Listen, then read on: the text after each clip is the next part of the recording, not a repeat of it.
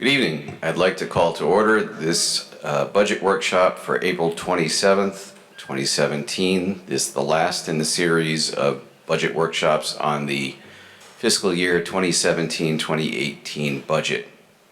Please rise for a moment of silence.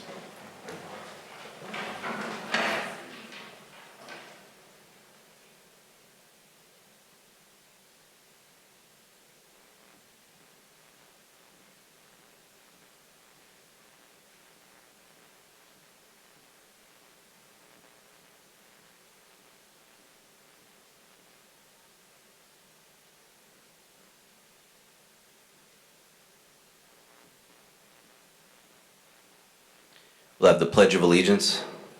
I pledge allegiance to the flag of the United States of America, to the republic for which it stands, one nation, under God, indivisible, with liberty and justice for all.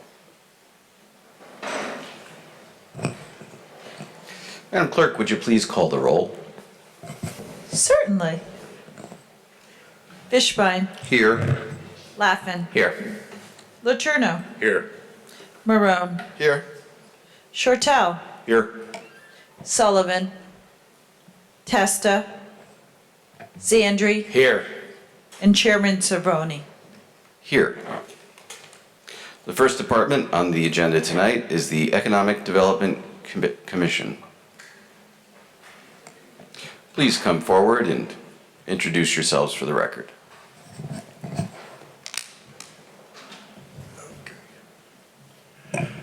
Good evening. I'm Joe Miro, Chairman of the Chamber, Economic Development. Excuse me, the wrong hat. With me tonight is Tim Ryan and Commissioners Mark Ingridge and Rosemarie Panetta. Thank you. You're welcome. Mr. Ryan, you have any introductory remarks?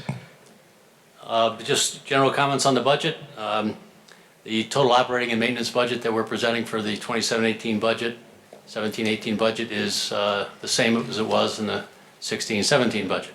So we have level funded. We have reallocated some dollars away from trade shows, which we are finding have less and less impact, and have reallocated some money into the hosting fees and maintenance for our new GIS system, and doing more work with broker interface opportunities with SAOR and CCIM, which are large brokerage groups. The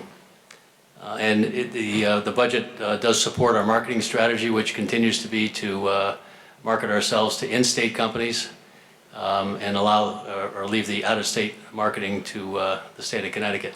The out-of-state outreach that we do have, we're using shoe leather, the old-fashioned way, where we're establishing relationships.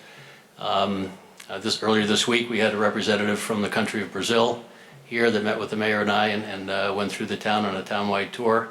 We've got a German, we're meeting with the consul from Germany in a couple of weeks. Those are through other means, not electronic or print advertising. So our out-of-state reach is again, the old-fashioned hard way, and our other budget materials are in-state, where we have print and electronic media programs. Thank you very much. Questions for the EDC? Councilor Fishbein. Thank you, Mr. Chairman. Good evening, gentlemen. Good evening. I don't question your strategy so much, but the state of Connecticut is horrible. They're trying to get business to this state, and especially to our town, and I trust you guys a lot more. So, that being said, last year in the budget, there's a $50,000 expenditure to have a plan put together for the IX zone.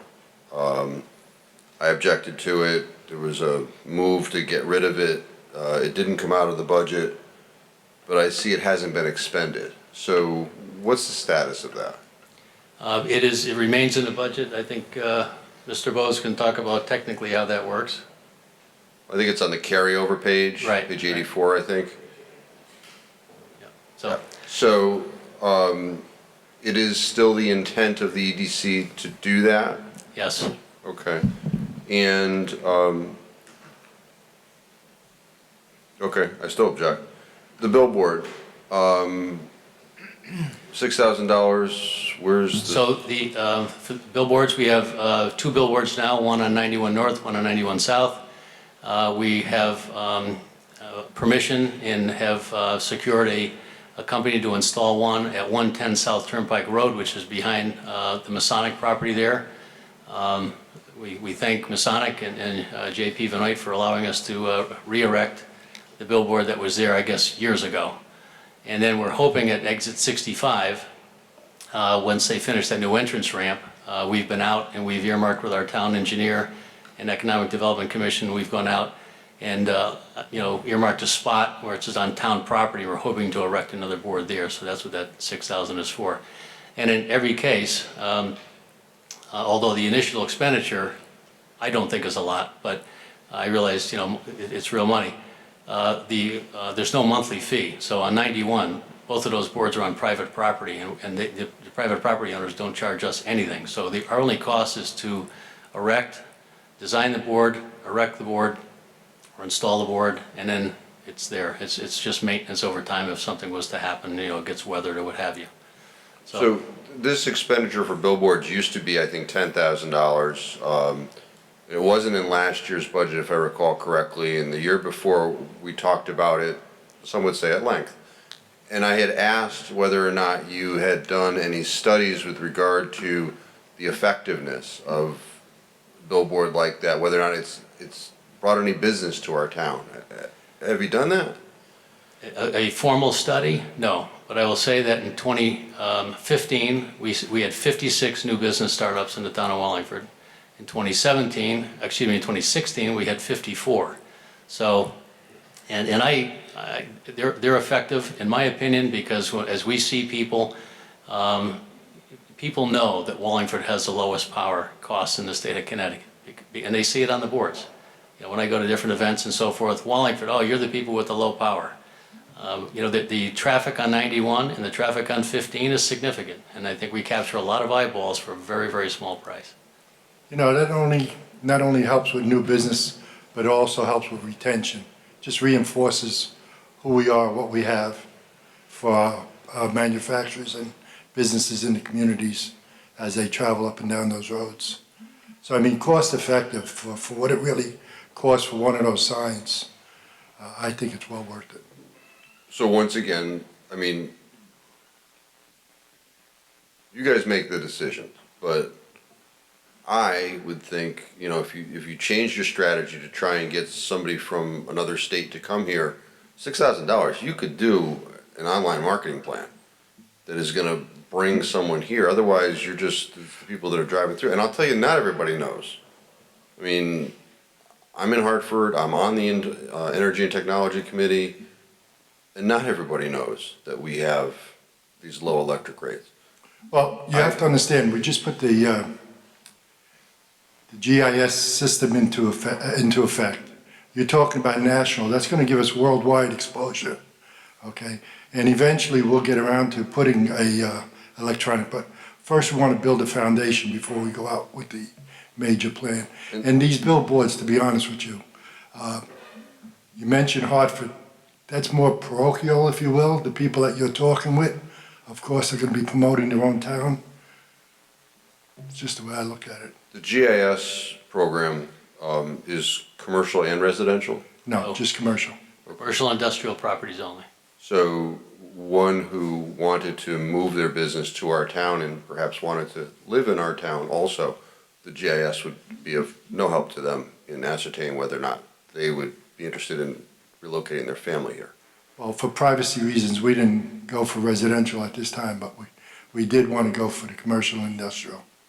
And it's just up 3 months. Mm-hmm. And we're going to see how it pays off.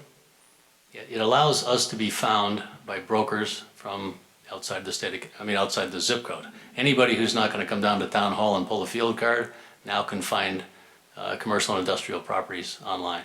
You can do it on your phone. It's mobile friendly. You had mentioned the difference between 2 years ago we came and asked for $10,000 for the boards on 91. That's because we completely redid the boards on 91. They needed to be upgraded. Last year we asked for nothing because nothing needed to be upgraded. This year, we're asking for 6 for 2 boards because the board that's going to go behind 110 South Turnpike is much smaller. It's literally half the size, and it's only because that's all that fits there.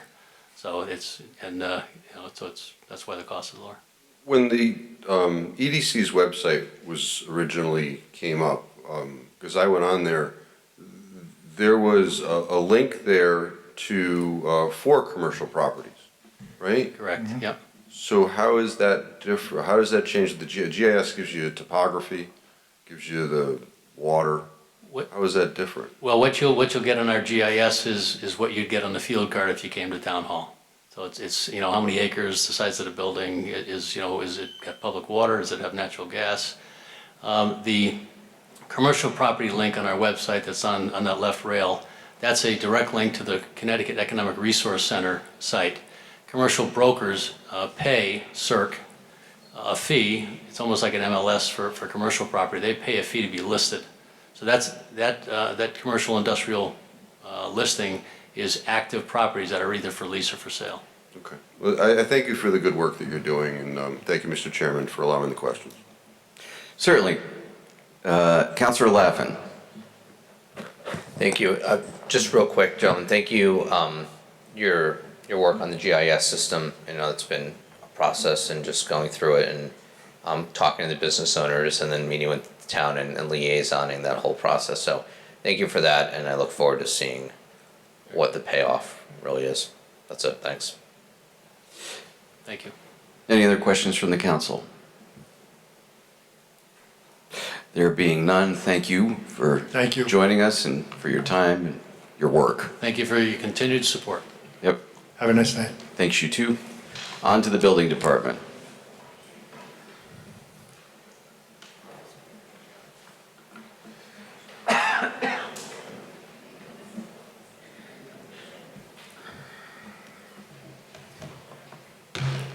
Good evening. Good evening.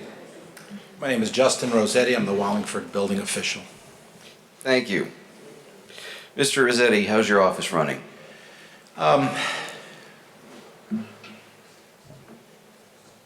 My assistant building official has been out on FMLA since November, and so we're short-staffed.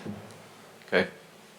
And how does that affect the way your business or you have inspections to perform, you have stuff to do. How is that affecting your department? Well, right now, because we've doubled our capacity. When I first came on, we were doing 1,000 permits for the year.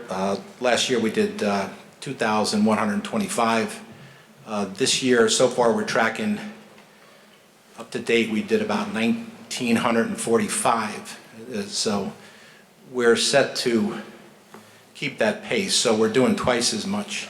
We're pushing twice as much paper with less personnel. And with those permits comes the responsibility to do the inspections. So I have an obligation primarily to go out into the field, and so the paperwork is backing up. As far as the plan reviews, we're doing the best that we can under the circumstances. And do you have a plan to stay on top of things? We have put out some applications for prospective replacements for the position that is temporarily vacated at this time, and we're optimistic that the pieces will fall into place in a timely fashion. We also have last year there was Choate did a $14 million addition. We had some other major work going on in the town. This year Choate's doing a $16 million addition. There's also going to be 190 new apartments on Parker Street that I'm hoping to get new personnel before they start pouring their foundation. So it's going to be, I'm very hopeful, I'm very optimistic that I can work with the mayor and with the council to get some personnel. I've got a part-time person now, coming in 2 days a week, utilizing the last bit of money from last year's appropriation for a temporary person. I didn't use all that money. I don't like to use money if I don't like to waste your money and my money. So there's a little bit of money left. There's enough there for a person 2 days a week for about a month and a half, and that's just as a temporary stopgap. But the other thing is, what I was looking for would be, right now I've got a full-time clerk and I've got a part-time clerk, and at this time my request would be to, our workload is doubled. I'm not looking for 3 clerks, I'm looking to bring the part-time clerk on full-time. So I would have 2 full-time clerks. When my primary full-time clerk goes on vacation, things aren't entered, things aren't, we're not moving as swiftly as we could. And I tried to give the public the best service that we can, and I just want to live up to everyone's expectations. We've recently done a fee schedule adjustment for your department. Yes, we've done I simplified things, makes it a little bit easier. We went from 18 for the first, 12 for the second, and then at 26 cents, we went to a straight $14. That's brought in a little more revenue, possibly 5 to 8% more. That's probably helped to contribute to the uptick, as I said, from a baseline of 400,000. Last year we did 745,000. This year I'm projecting, even though we're doing the same amount of we're doing the double amount of permits at 2,000. I'd like to be conservative and say that we're probably going to bring in about 650, which is $250,000 over the baseline. So we have the unique distinction of being one of the few departments that provides public safety and does not take the revenues from the tax revenues. So as you sit here, your numbers show that your fees collected pay for your department services, for your expenses? Yes, I could make that argument. Okay. Thank you very much. Next, Mr. Letourneau. Thank you, Mr. Chairman. Good evening. Good evening, sir. It's nice to hear that you have activity in your department. That means people are building and additions going on and houses going up, so that's good. When you put out for new personnel, was that building inspector or electrical or is there, I'll tell you where I'm going with this. So, can you get combined personnel, somebody that has the licenses to do electrical and housing code or construction inspection? Well, presently we have an electrical inspector, and then we have primarily a mechanical inspector who's also the ABO. My vision would be to replace those 2 people with someone with ABO and mechanical, ABO and electrical. This way we can fully staff the department. We can effectively cover more ground instead of going out to a small addition and doing an electrical inspection and then another car going out to do the mechanical inspection. Right. But at the same time, this town is about 70% commercial, and today I just looked at a 4,000 amp service along with the Wallingford Power Company, and so there's a lot of you've got some large equipment, and you do need personnel such as you do need an ABO with some electrical experience. You do need an ABO with mechanical experience. I'm fortunate or unfortunate that I'm a licensed plumber. I have a P1 and F1, so I have mechanical background. I've been doing that for the last 30 years. So that's helping me on the mechanical end, but when I go to replace my electrical inspector, I would request that I get an ABO certification with someone with electrical background so that we're able to staff. And have you checked into that with personnel, that when the time comes you'll be able to do that okay, or? Well, I'm optimistic. Okay. Okay, that's all I have. Thank you. Counselor Marone? Thank you, Mr. Chairman. Good evening. How you doing? The last time you were here, or several times ago you were here, I know your office was having an issue with the microfilming and a backup of supplies, and I see that you've sort of reduced your allocation or your request for microfilming. Has that problem been resolved?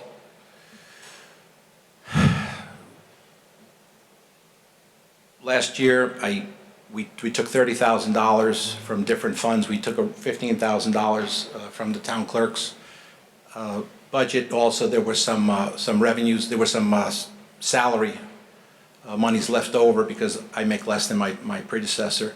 So that $30,000 went to microfilming all of the paper files, which is basically your 8.5 by 11s from 1957 to 2016 spring.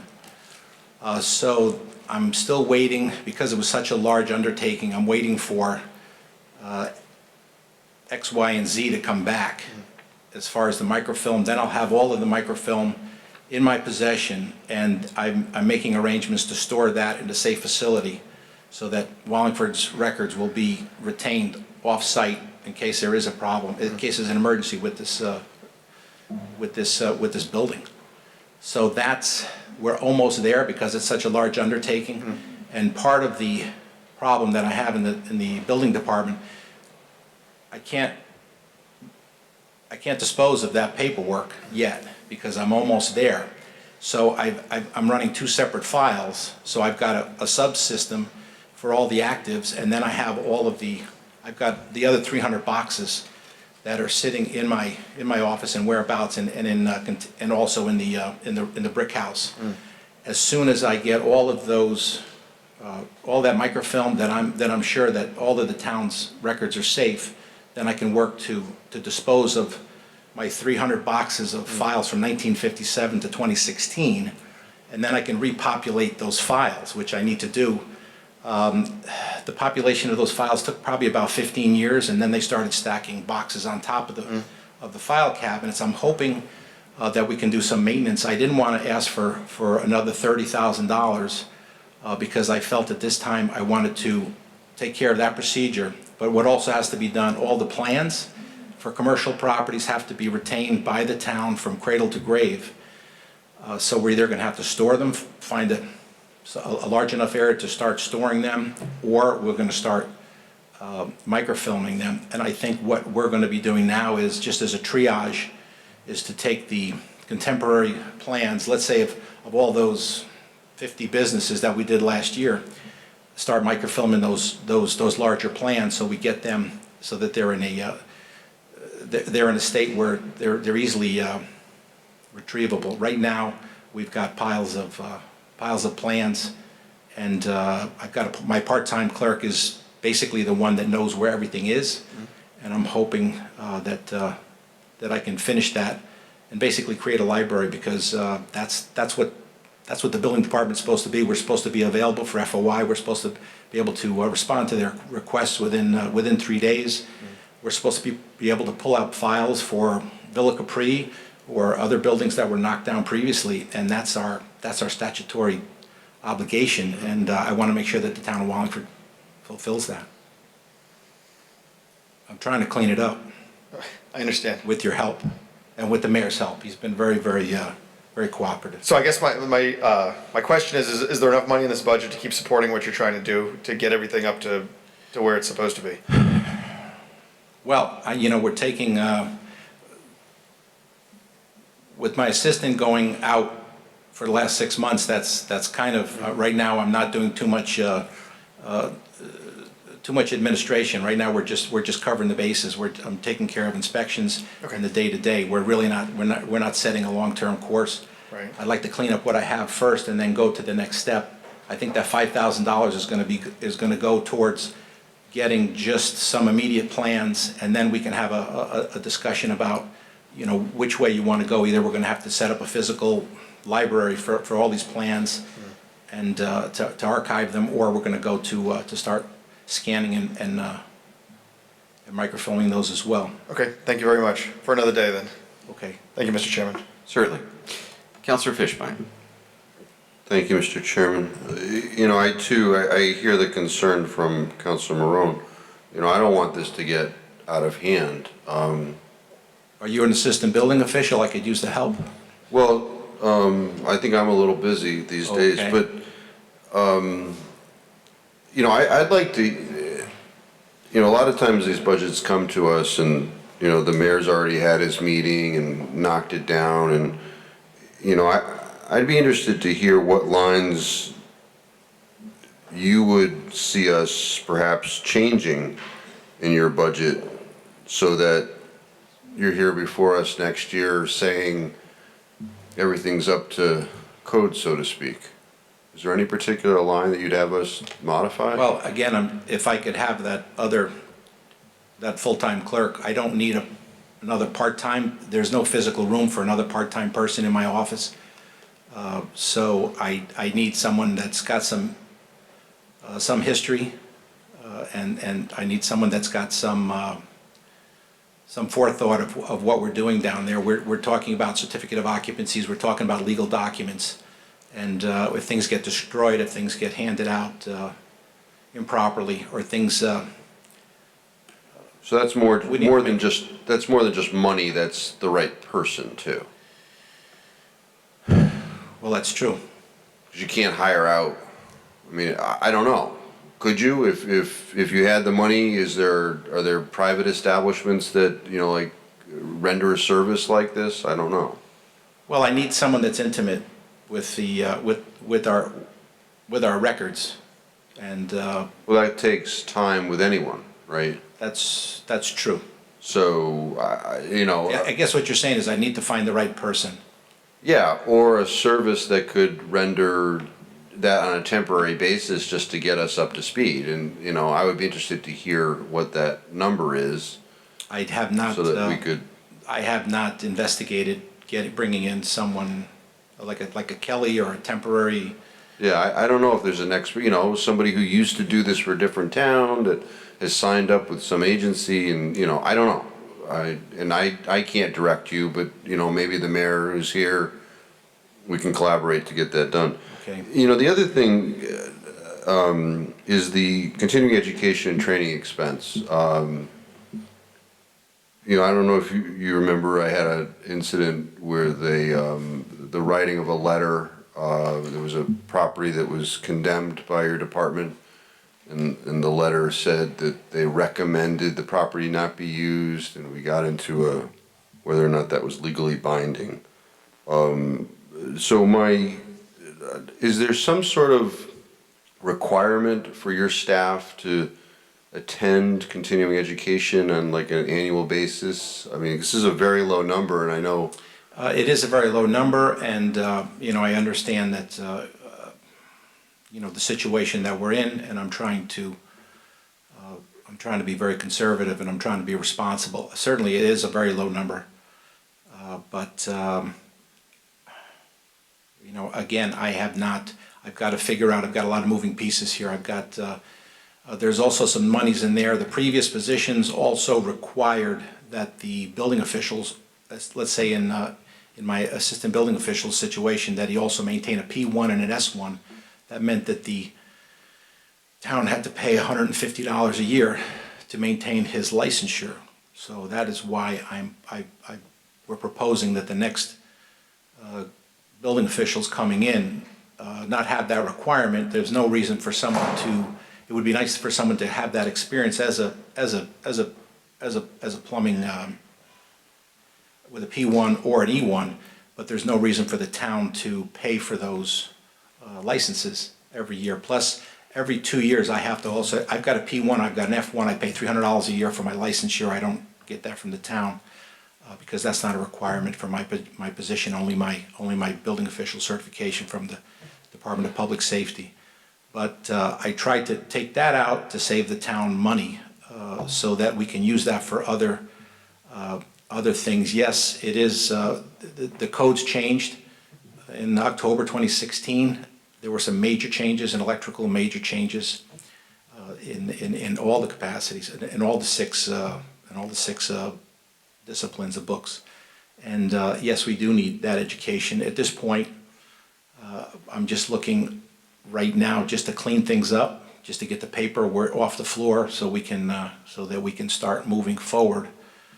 And again, I apologize because right now, without another building official, I haven't had much time to give much vision to, you know, to how much, certainly we could use more money for Just education. I can help on this, I think. Isn't there an ongoing education requirement from the state of Connecticut? Yes. And do we meet that requirement? As a building official, I'm mandated to have 30 CEUs per year, so 90 CEUs which is equivalent to an hour in a 3-year period, and that would be the same. You are? Yes. But what about your staff? That would be the same. So we are picking up, we're going to some paid, we're also going to some sponsored seminars, which at least give us the credit for that, but it may not be specifically what we need for our disciplines. Okay, so just to bring it to the budget, you think that the training that your staff is required to get and that you are doing is sufficient, and that this money in this budget is sufficient to assure that training occurs?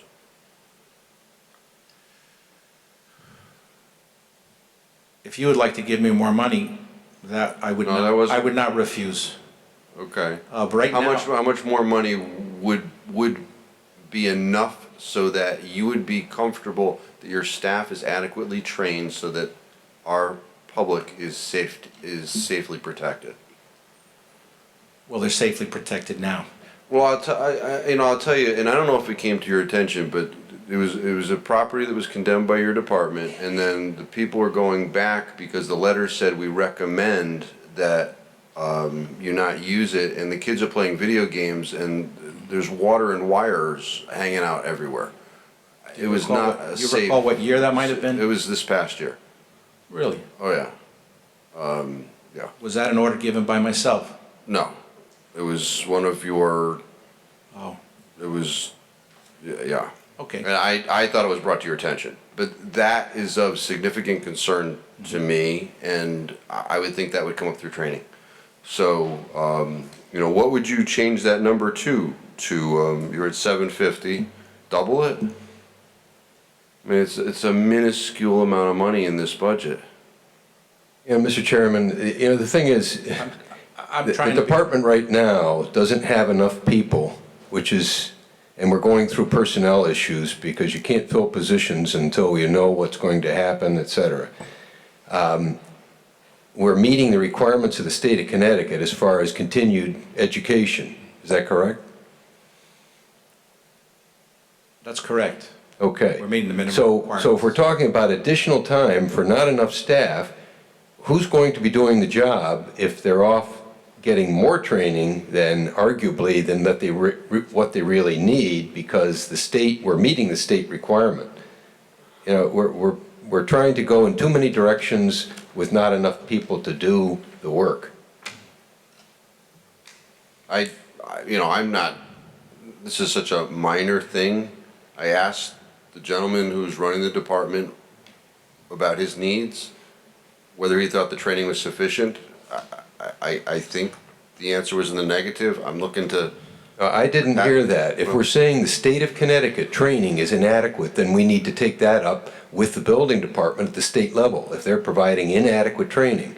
If we're meeting all of those requirements and they're not being trained the way they should, for people who have long-term experience, we're not talking about new people in the department, long-term experience. So now we're saying the state of Connecticut is not providing sufficient training for them, then we need to see that that gets corrected before we start spending more money and people are away even more and the work starts piling up locally because they're not on the job, they're at a course somewhere.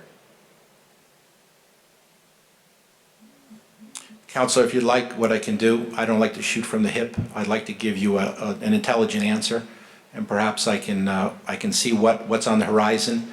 As the mayor said, for personnel, right now we're just trying to keep people on the street, just to take care and satisfy our requirements for inspections. And I think maybe down the road, I agree with you. Knowledge is key. So Yeah, I perhaps we just can- hate to see perhaps some- we could talk. I can get some I can see what's on the horizon for educational programs, and we can discuss it. And I'm absolutely all in favor of it. But right now, my primary objective is just to maintain, just to run the schedule at this point. And if you come up with a number between now and, let's say, next Wednesday, if you could email the council chairman and he'll get it to us, and perhaps we can, consider it to If that's your wish. perhaps raise this continuing education line from the 750, certainly, at least I'll consider it, but I'd hate to see something happen to some kid because there isn't enough We training. take our job very seriously. Oh, I understand.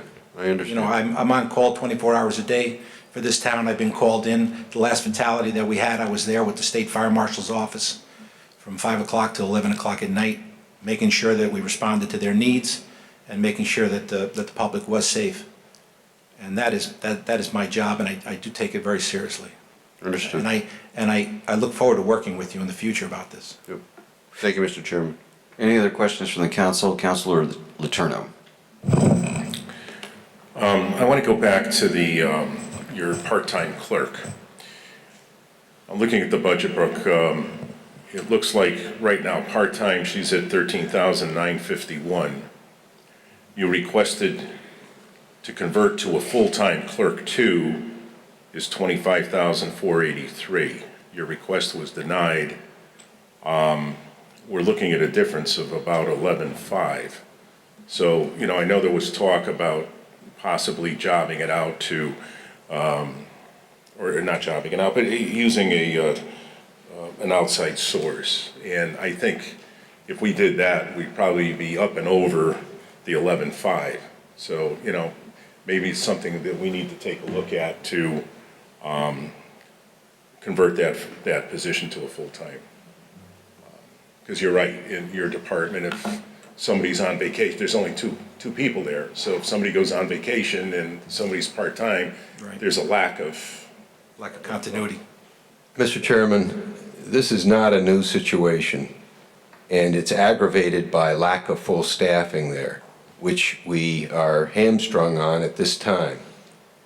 That would not be an adequate amount of money because other benefits have to be included with that.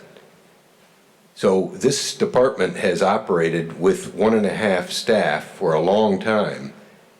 I think the problem is the lack of other personnel because of other factors. We should not be increasing staff that in the long run will not or should not be needed.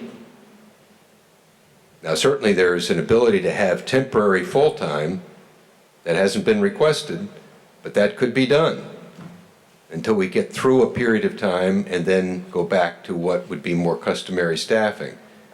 But to make a move to create another full-time position and then we'll be filling other positions, and then what?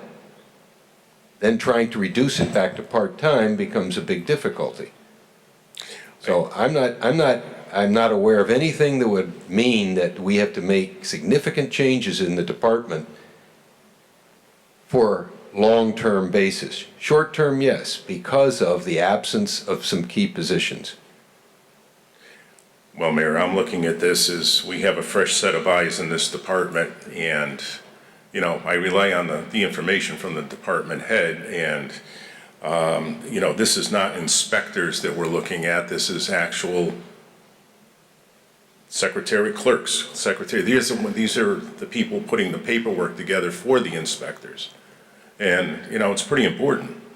It is very important, but it has worked well for many years until recently, Well, we don't- aggravated by the absence of other positions. To make a sudden move now when those positions will be filled is an error, especially in these times. To be increasing staff, increasing benefits, and then we aggravate all of the other problems that we're now facing with regard to budgets. Well, okay, I'm not going to debate you on this, Mayor. I totally disagree with you, but I won't debate it. Thank you. Any other questions for the building department? Thank you, Mr. Rossetti. Thank you for your time. Yep. Up next is Wallingford Center, Inc.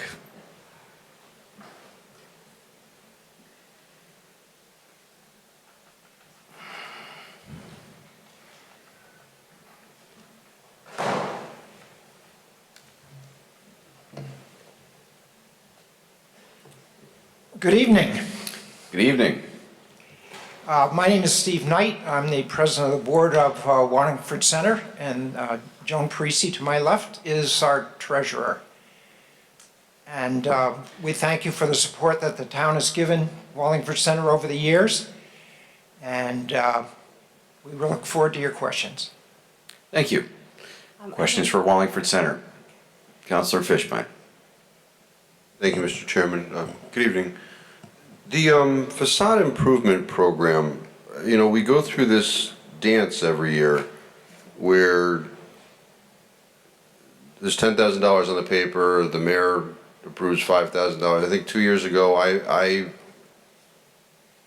tried to get that to the $10,000.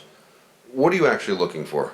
Because we heard that you didn't really want the $10,000, and I'm trying to meet your needs. Do you want 10? Do you want 5? What Well, do you want? we would love to have the 10 because we have our downtown area, uptown downtown area, is looking to make facade and outside building improvements.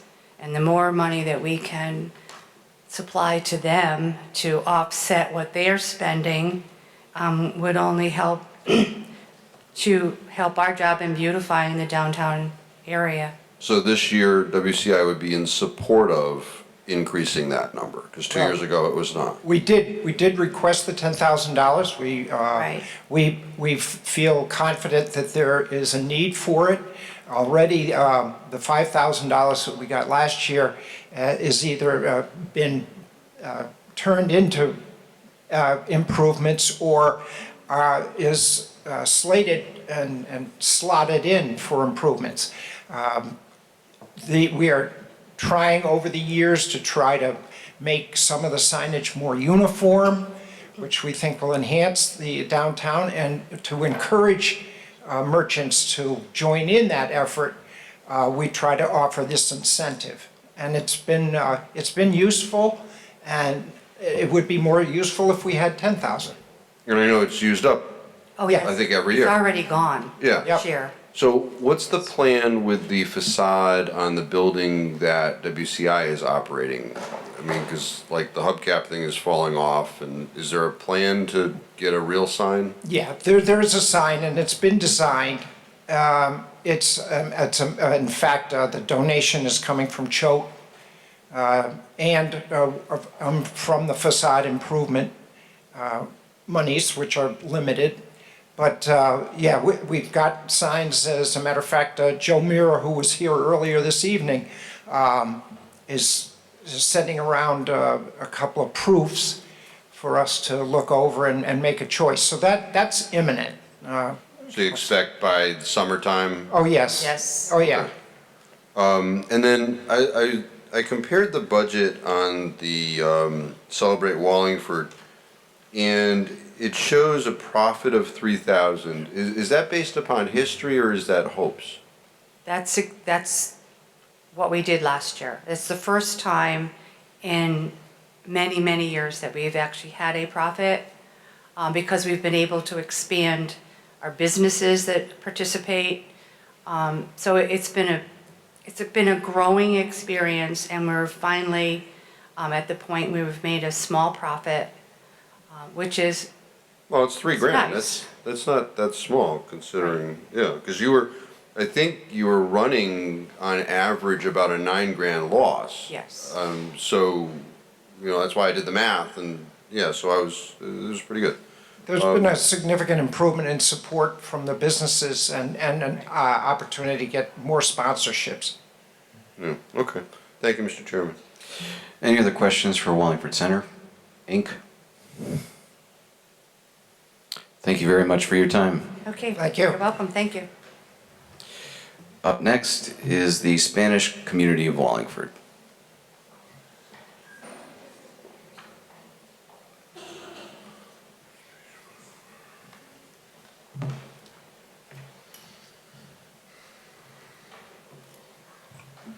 Good evening. Good evening. I'm Maria Harlow, Executive Director of the Spanish Community of Wallingford. To my left is Jeffrey Necchio, our board chairman, and to my right is Steve Knight, our board treasurer. Thank you for coming. Questions for, do you have any introductory remarks? No, just thank you for the continued support that we receive from the town, and we're welcoming any questions. Okay. Questions for Scout. Councilor Fishbein. Thank you, Mr. Chairman. We didn't get your budget. I asked the mayor for it a couple days ago.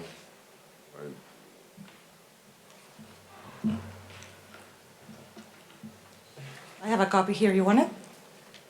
I don't think anybody got it. I emailed my fellow councilors, nobody said they got it. So, You need it, you want me to give you a copy? yeah, that would be great. Thank you.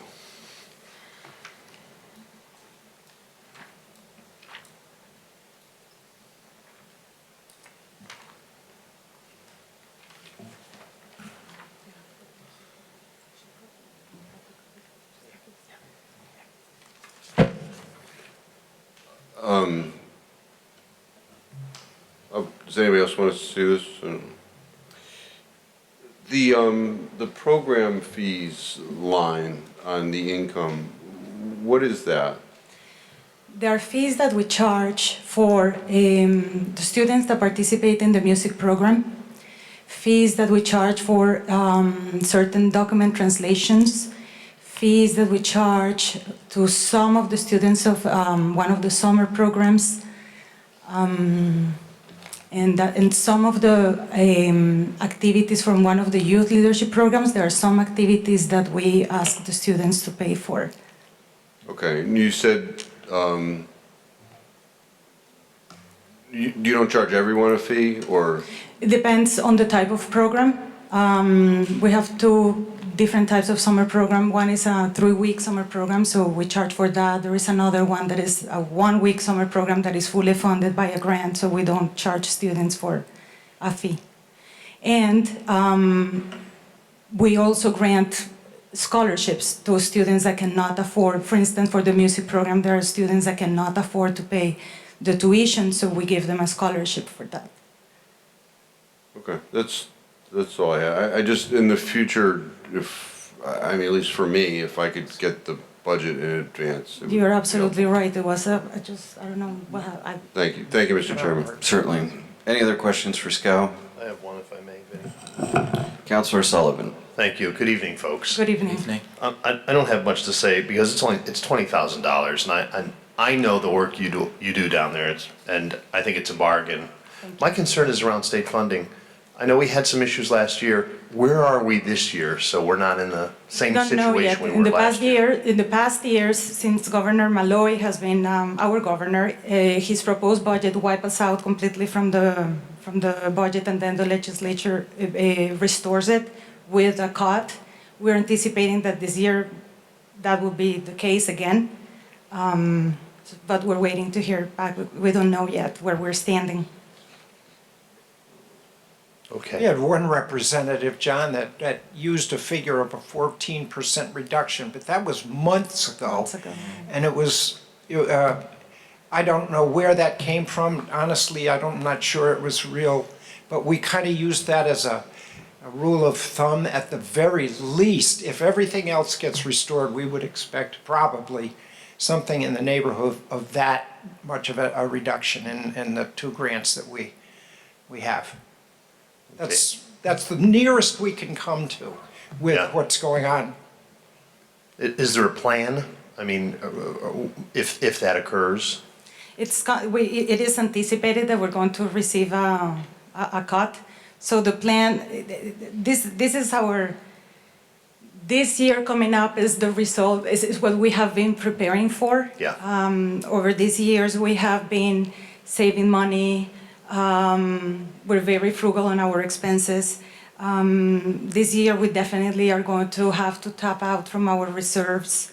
And we are reducing some of our services. We're making there is a person that used to work with us that is no longer with us. We're making hard choices to adjust to the situation Do you have any additional revenue streams that may be coming in? We are turning over every rock that we can find. I think we have 2 or 3 applications out now. There are 2 more that we're going to be putting in within the next couple of months. Fundraising events. Fundraising events. We are, in addition to being the treasurer, this is how SCOW is, and you could bet SCOW, you can tell because I'm the volunteer fund development director. That's not a good sign for SCOW, but that's where we're at right now. Yeah. So we are working, we're diligently and trying to find as many sources, additional sources and new sources. I would also add that I think we were here 2 years ago saying the same thing, that the number of nonprofit organizations in the state of Connecticut has doubled in the last 10, 12 years. And so there is a tremendous competition for the resources that are out there, and we're in there fighting for them. Good. And some of the discussion coming out of Hartford is not good for nonprofit organizations. There's been lots of discussion around eliminating nonprofit organizations. Yeah. Okay. Thank you. I appreciate all you do. Thank you very much. You're welcome. Councilor Fishbein. Thank you, Mr. Chairman. And just to take off on that, because that's exactly where I was going, there was a proposal yesterday to, the Democrats were pushing through the Finance Committee to tax nonprofits. Have you, just so that I can put it into perspective, how would that affect your group? Do you know how much you would end up paying extra that you would need extra? I think that something like that will affect the larger nonprofits. For us, it will be definitely hard. I can tell you how much money it could be. It would be, that means that we'll have to pay taxes on our supplies. We will have to pay taxes on certain things. I will have to go back and do the math. Even though it would be a sizable amount of money for us, I don't think that it will not be as significant as it will be for larger organizations with larger expenses. So you think over the course of a year, your benefit from that tax structure is less than $10,000? I will have to do the math. Okay, I was just trying to ballpark it, that's all. Because, I mean, for us, our expenses that will be tax deductible are a couple of line items, and that's it, and they're not that big. So for us, even though our budget is very limited, I don't think that it will be a significant hit on it will not make a big difference in our budget. Okay, thank you. Thank you, Mr. Chairman. Certainly. Any other questions for SCOW? Thank you for coming in. Thank you. Thank you for your hard work. Thank you. Next is Masters Manna.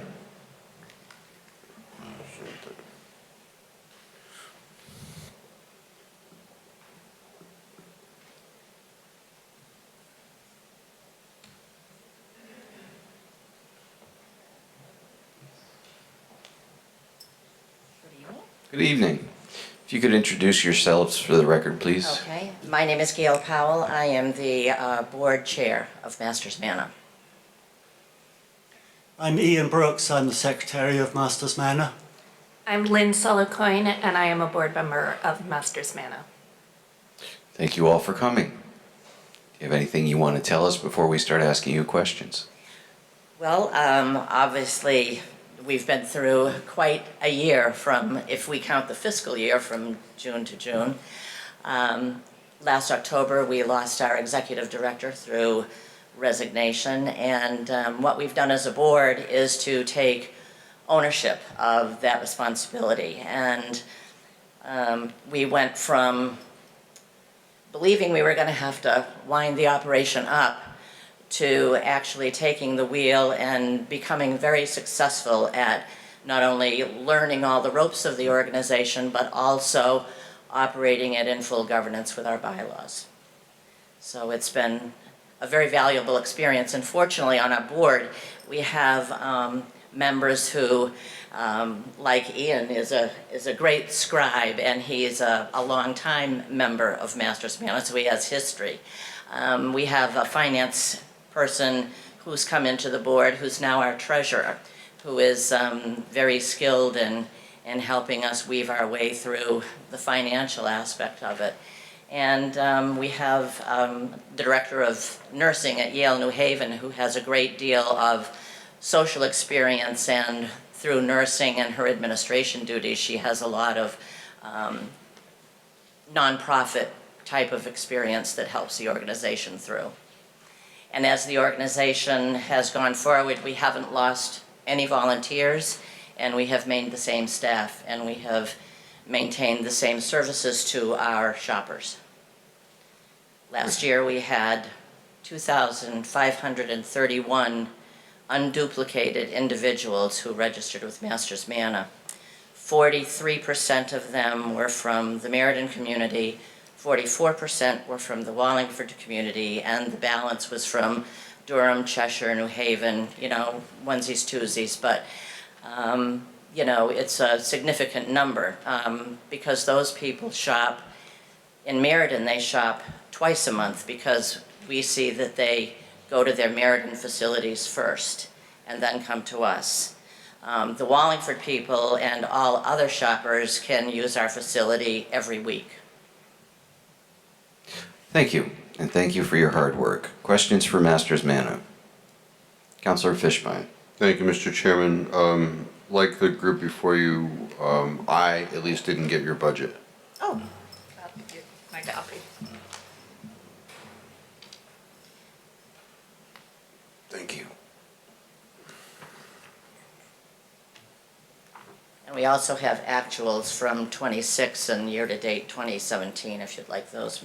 Mr. Chairman, while I review this, I didn't know if anybody else had any questions. I didn't want to take up dead air space. There's a lot of numbers here. Councilor Sullivan. First of all, I want to say thank you for stepping up to the plate. I think all 9 of us up here know how necessary this is today. And it's only going to get worse, I'm sure, as we go along. That's what we believe, and that's, Correct. yeah. I don't have your budget, but I would ask this. I know Mrs. Trzynski was getting a salary. Are there still salaried folks there on staff? We have 3 staff members who are paid hourly, and their hours are, we have one who is paid 35 hours a week, one who is paid 30 hours a week, and one 15 hours a week. And all of these people not only, you know, take their salary, but like the one who works 15 hours a week, she comes in Saturdays and supervises our volunteers. Saturday's kind of a down day where we don't want our staff in the building at all. We want them to have Saturday and Sunday to regenerate themselves so that they can come back Monday refreshed. So Jane comes in and monitors anywhere from 5 to 18 volunteers who scurry around and clean the building, wash the floors, make sure all the refrigeration is clean and fresh, and gets the produce out for stocking the shelves on Monday. Great. I had another question around your current location. I know there were some issues at one point, whether it was you were behind on the rent. Where are we now as far as security of remaining there? As I mentioned to our volunteer base when we celebrated with them in December, 26,000 volunteer hours donated to Masters Manor. We are solvent. At the end of December, all of our bills were paid, and as of this date, all of our bills are paid. Excellent. Well done. We're well working done. very hard to make sure that happens and keeps happening.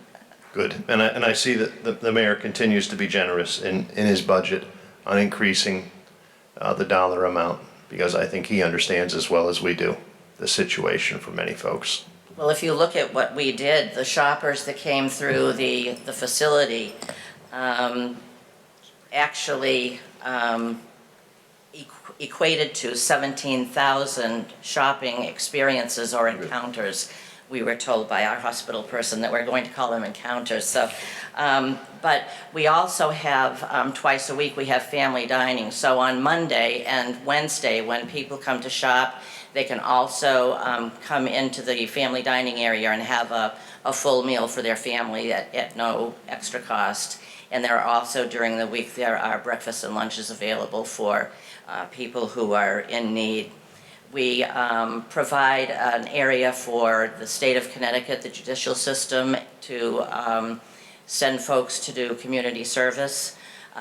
We get volunteers from Choate. We get students from the high schools who use us for their required community service hours. And in addition to our Connecticut Food Bank relationship, we also get food by reclaiming food from the grocery stores in town. We belong to a program with Panera Bread where it's the end of day dough, D-O-U-G-H, nation. So we take their products, and our shoppers love that when they come in the next day and they know they've got Panera things on the shelf. So, but we also now reclaim food from several of Wallingford's public schools. So much of the cafeteria food has been thrown away or wasted. We worked with the Board of Education to see if we could take care of that. So we have 3 elementary and Moran Middle School who periodically drop food off at Masters Manor. Wonderful. Yeah. I had one other question which kind of escapes me. Oh, are you offering any health services? I know at one time you were offering some health services. We do. We have an office in our facility which is operated by a community health organization, and there is a nurse and a doctor on staff, I think 4 days a week. And that means for our shoppers, whether they're coming from Wallingford or Meriden, that they can schedule in advance an appointment to see either the nurse or the physician on their shopping day. So it makes for them a one-time experience to manage family and time off work if they're working. So it's a matter of convenience. Right, wonderful. Well, thank you. Thank you all. Appreciate all you're doing. Thank you, Mr. Chairman. Thank you. I just took a glance at your budget and found it fascinating that the largest single source of funding in your budget is individual donations. Yes, I didn't hear you, I'm sorry. The largest single source of funding in your budget is donations from individuals. It is. You have a $273,000 annual budget, and of that, $100,000 is donations from individuals.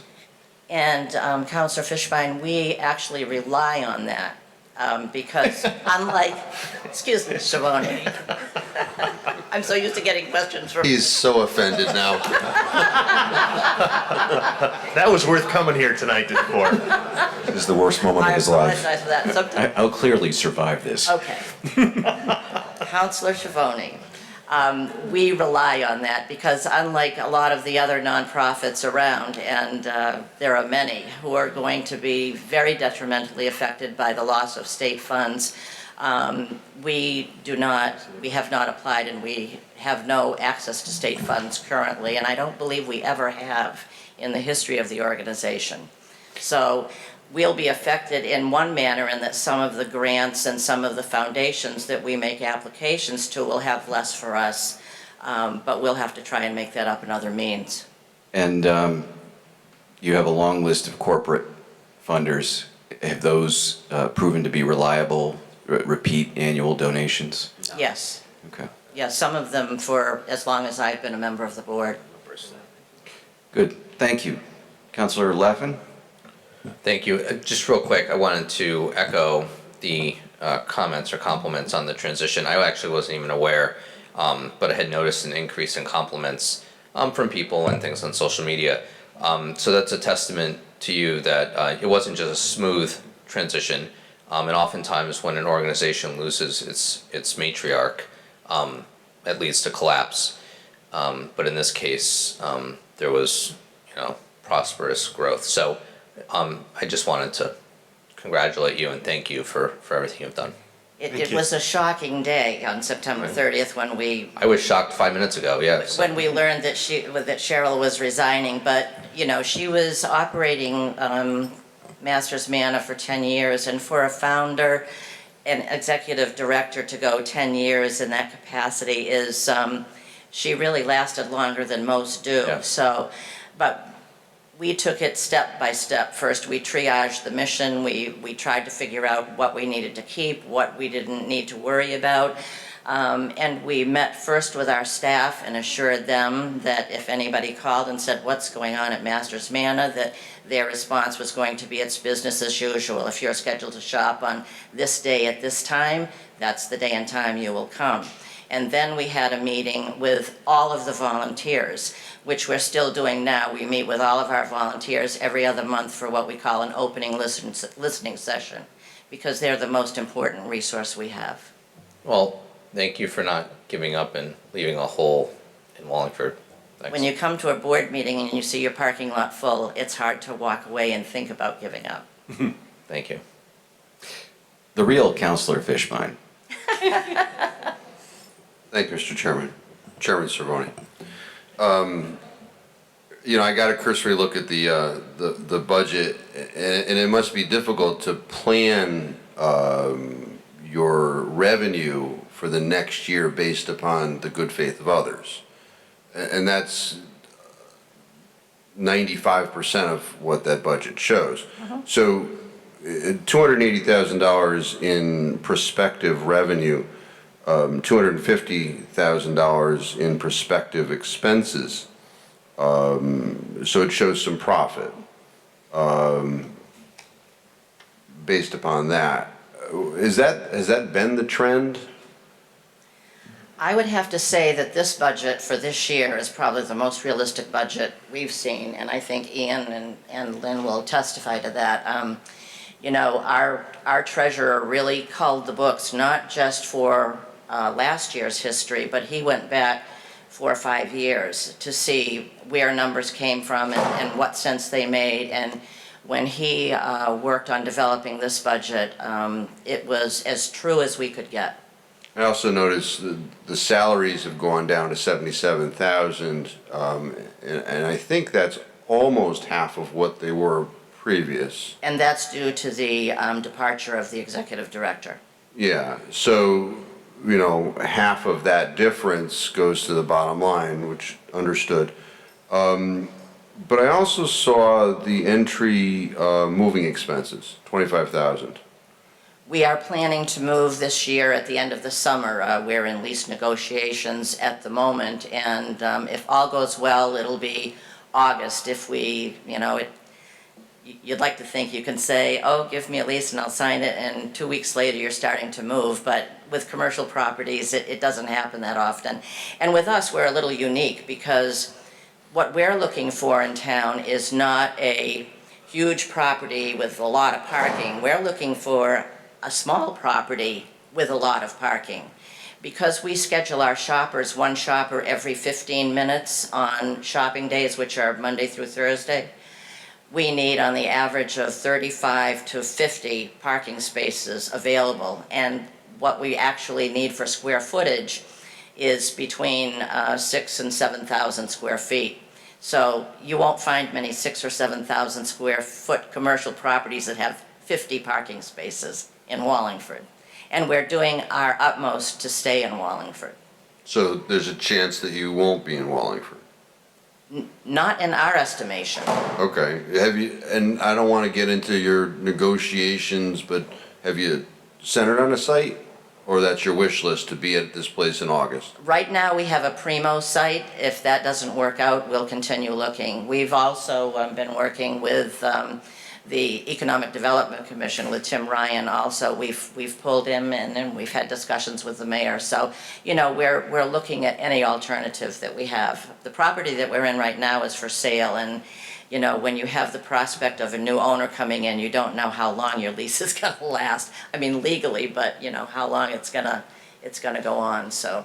So then, you told us that about as many people from Wallingford, utilize your facility as Meriden. And I noticed there was no contribution from Meriden, the town of Meriden, on the budget. What's the status of that?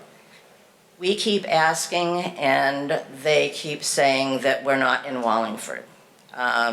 We have. Meriden. Not in Meriden. We have let the former Meriden mayor know that we're serving as many people from his city as we are from our town, and he just turned a deaf ear. We're hoping to get. So that was Manny, but what about Scarpati? We haven't had a contact with him yet. We had, when he was first elected, we had a couple of opportunities to reach out to him, but he never responded. So we're still working that angle of it. Okay, is there a thought of saying no to Meriden residents? You mean to Meriden residents who come to us for food? Yes. I couldn't say no to a family with children. I know. What we do is we make them shop their own shelves first, which means they only have half as much opportunity to come to Masters Manor as they do their own food pantries. Their own food pantries don't operate with the regularity that we do. We're really the biggest operation in the surrounding area. I mean, Connecticut Food Bank lauds us, and But until somebody starts calling those guys and saying, you know, it's impacting me, you're not gonna see the money. yeah. And that's the only way to get it done. But we need to have so. people start camping on their doorstep is what we need to do. And that won't happen until, yeah, so, the transport services had been an issue in the past, there was transport to medical appointments and things like that, are you still doing that? We are not. We are not. That was a service that we took on when the Red Cross vacated Wallingford, and we did it for as long as we could, but then it became cost prohibitive, so we don't. Yeah, okay, that was the discussion that we had, so Yep. thank you, Mr. Chairman. Very well. Any other questions for Masters Manor? I have one more. Councilor Sullivan. You are not going to be turning away anybody, correct? That is correct. Okay. We have a policy that when you come in to register, there's no shopping the first day, Yeah. but we find a way on that first day, if you come in and you're registering for food because you don't have access to enough funds for food, that you don't go away hungry. Good. I will call Kevin tomorrow and see if I can grease the wheel for you, okay? I would Thank you very appreciate much. that. Okay. I think that's it. Thank you for your Thank time. you very much. Thank you. Up next is holiday celebrations.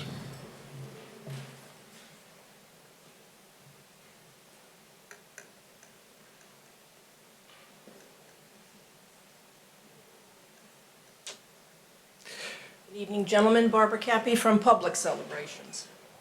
Thank you. That's how it appeared on our agenda. I thought it was a little weird, but But that's okay because you're Chairman Fishbein, so.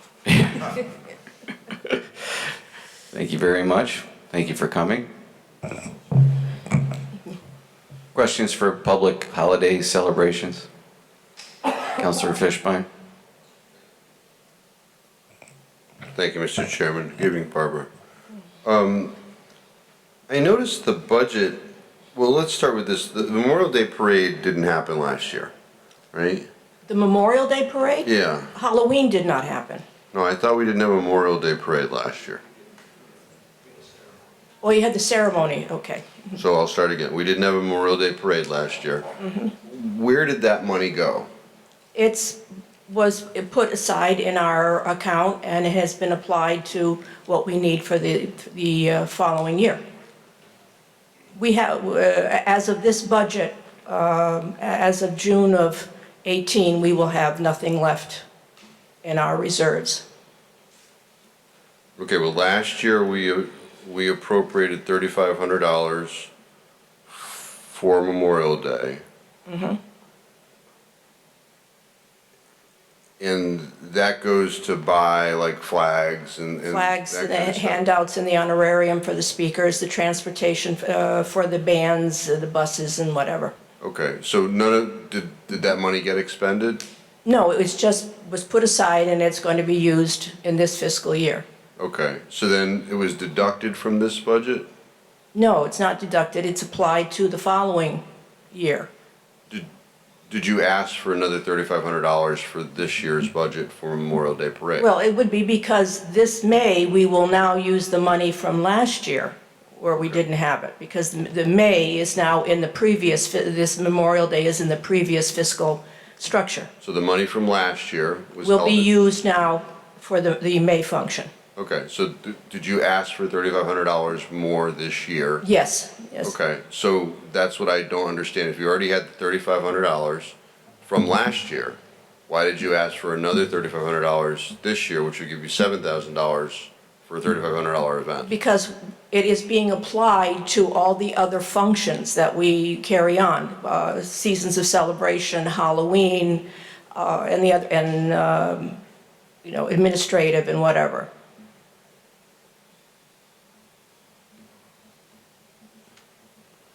Okay, It's not hidden anywhere, and it's going to be used this current year, next year.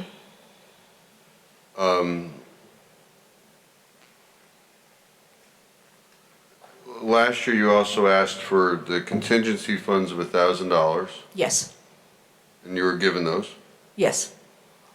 and then you're asking for them again this year. There's a possibility, the costumes that Mr. and Mrs. Santa wear during the seasons of celebration are owned by the Parisis. So And it's quite possible that Bob may not be able to continue as Santa, depending on his health, his knees and all, and we'll have to have costumes made. So, I don't know, it's like a Twilight Zone moment. Last year you came before us, you asked us for $1,000 because Bob Parisi and Joan Parisi may be retiring as Right. Santa and Mrs. Santa Claus. You said that their costumes would cost $1,000. At least, at Okay. least. Okay.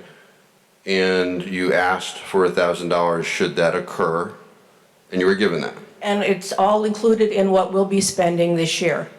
So in other words, we're not holding $2,000 aside for the costumes. It's still the same 1,000.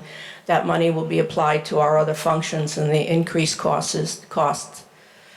But you got the $1,000 last year, and you're asking for another $1,000 this year, so how isn't that $2,000? Because we're going to use that 1,000 that was applied last year to other events that we add.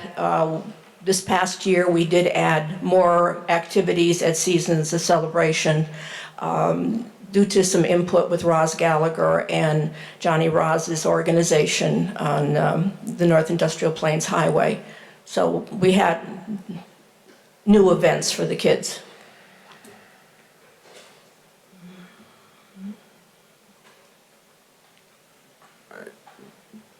This doesn't make any sense to me, so, Mr. Chairman, I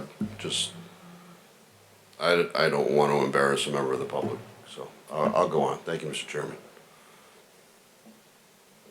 Counselor Sullivan. Hi, John. Well, I love the Public Celebrations Committee, and for $11,352, I'm not gonna criticize. I work many of these events as a volunteer. I love seeing the smiles on the kids. And this is the bread and circuses of Wallingford. This is what our town's about. It's the culture here. And I'll tell you, if those of you in the audience or watching home on television have not attended one of these events, you gotta get there. Even if you don't have children. There's nowhere I'd rather be than outside popping corn with this committee.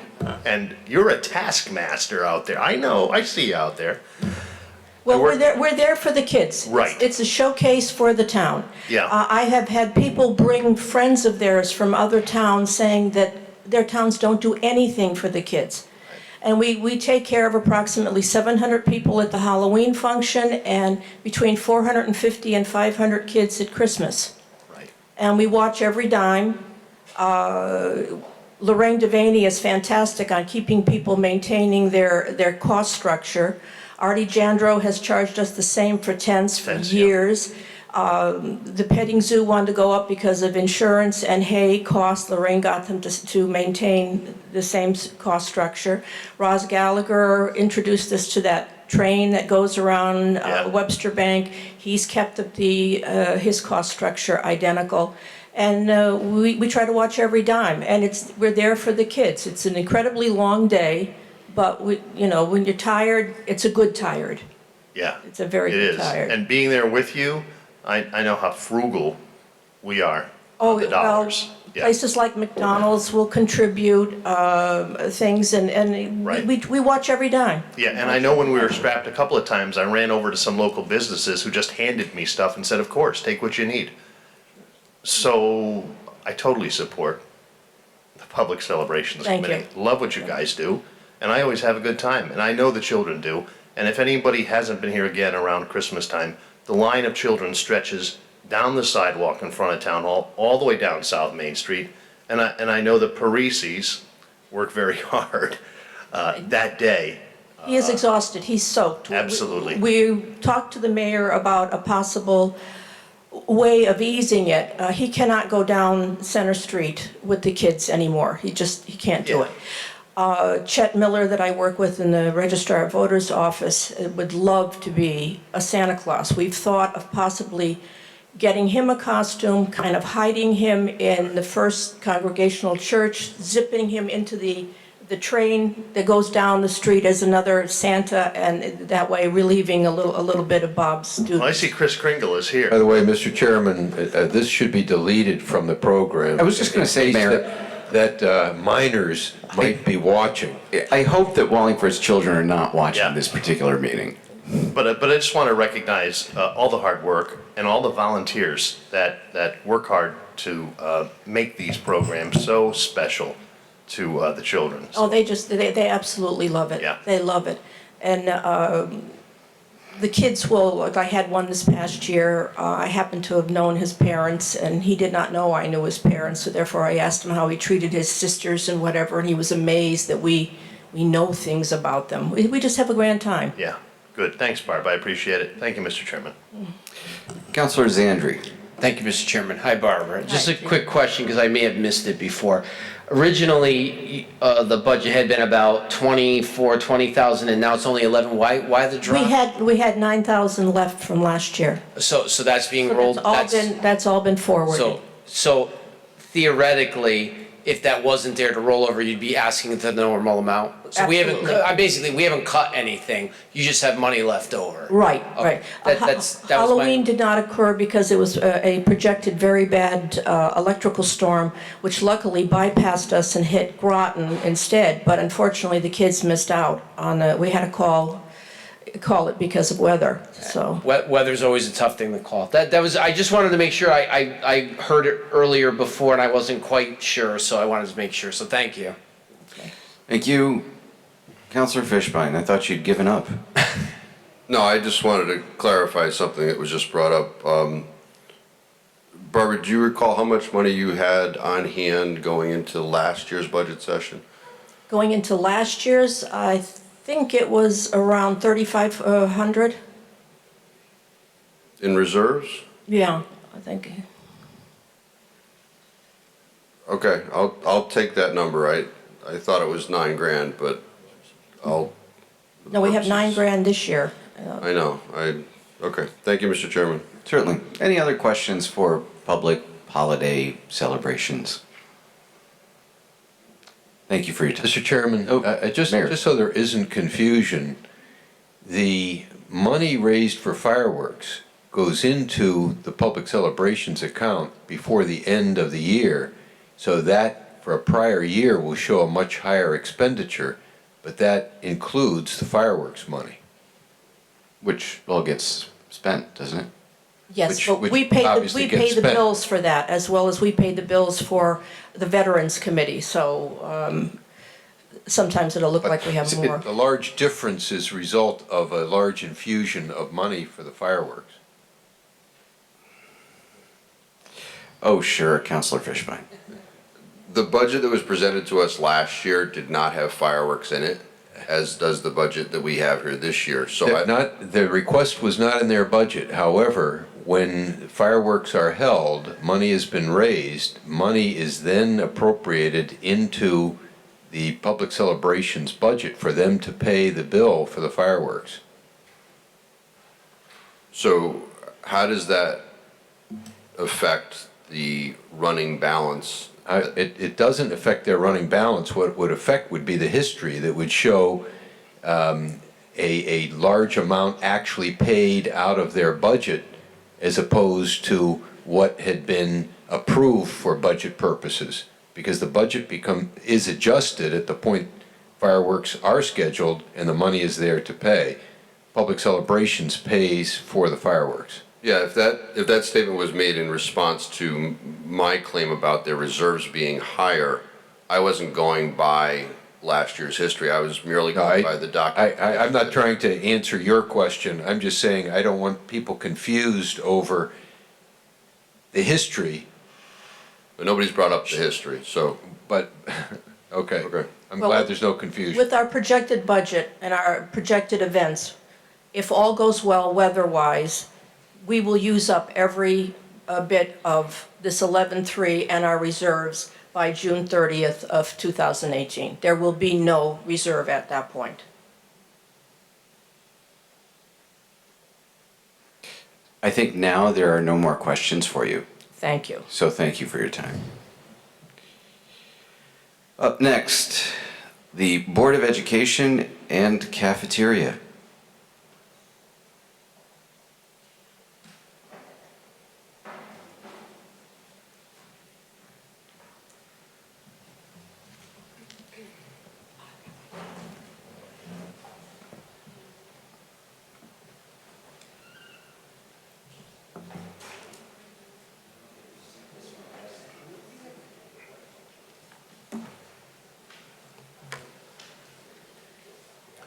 Thank you.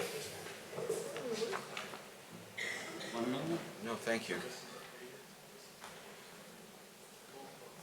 Thank you.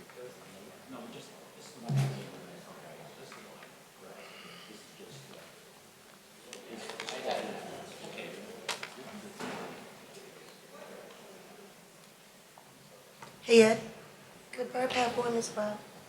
Sorry.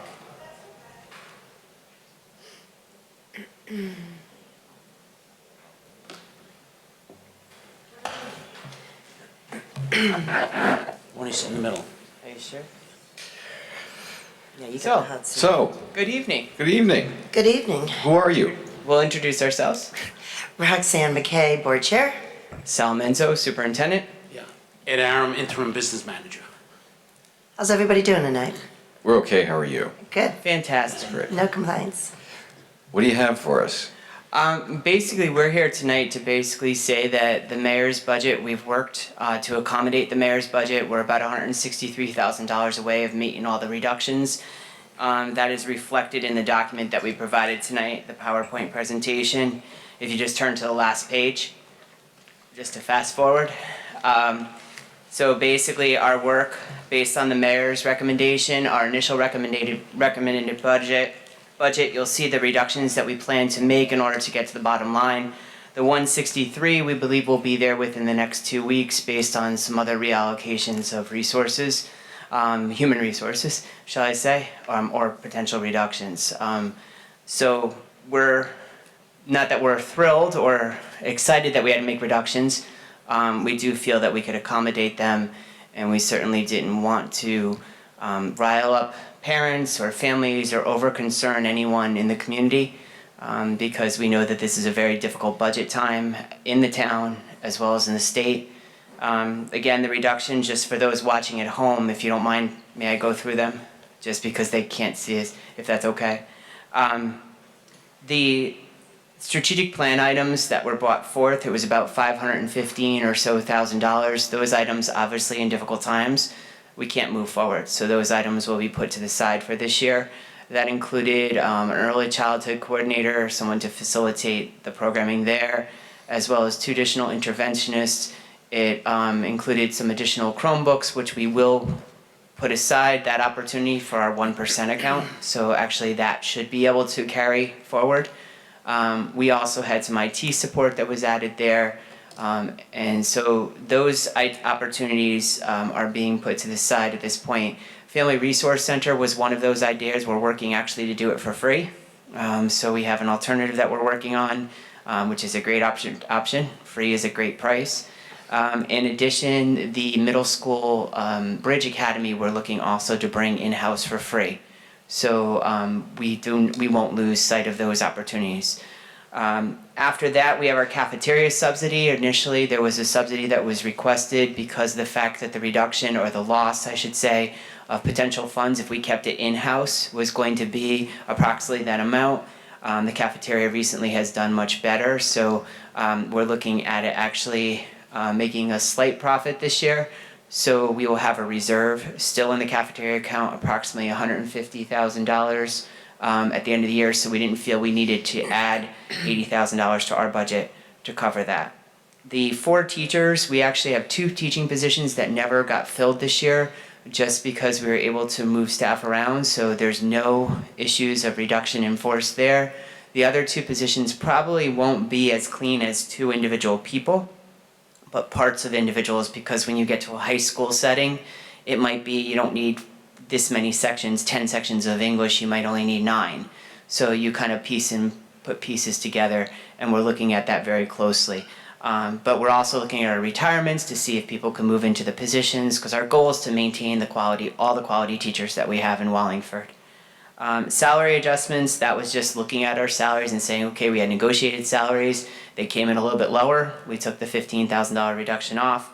Non-certified severance, the clerical contract does not require them to submit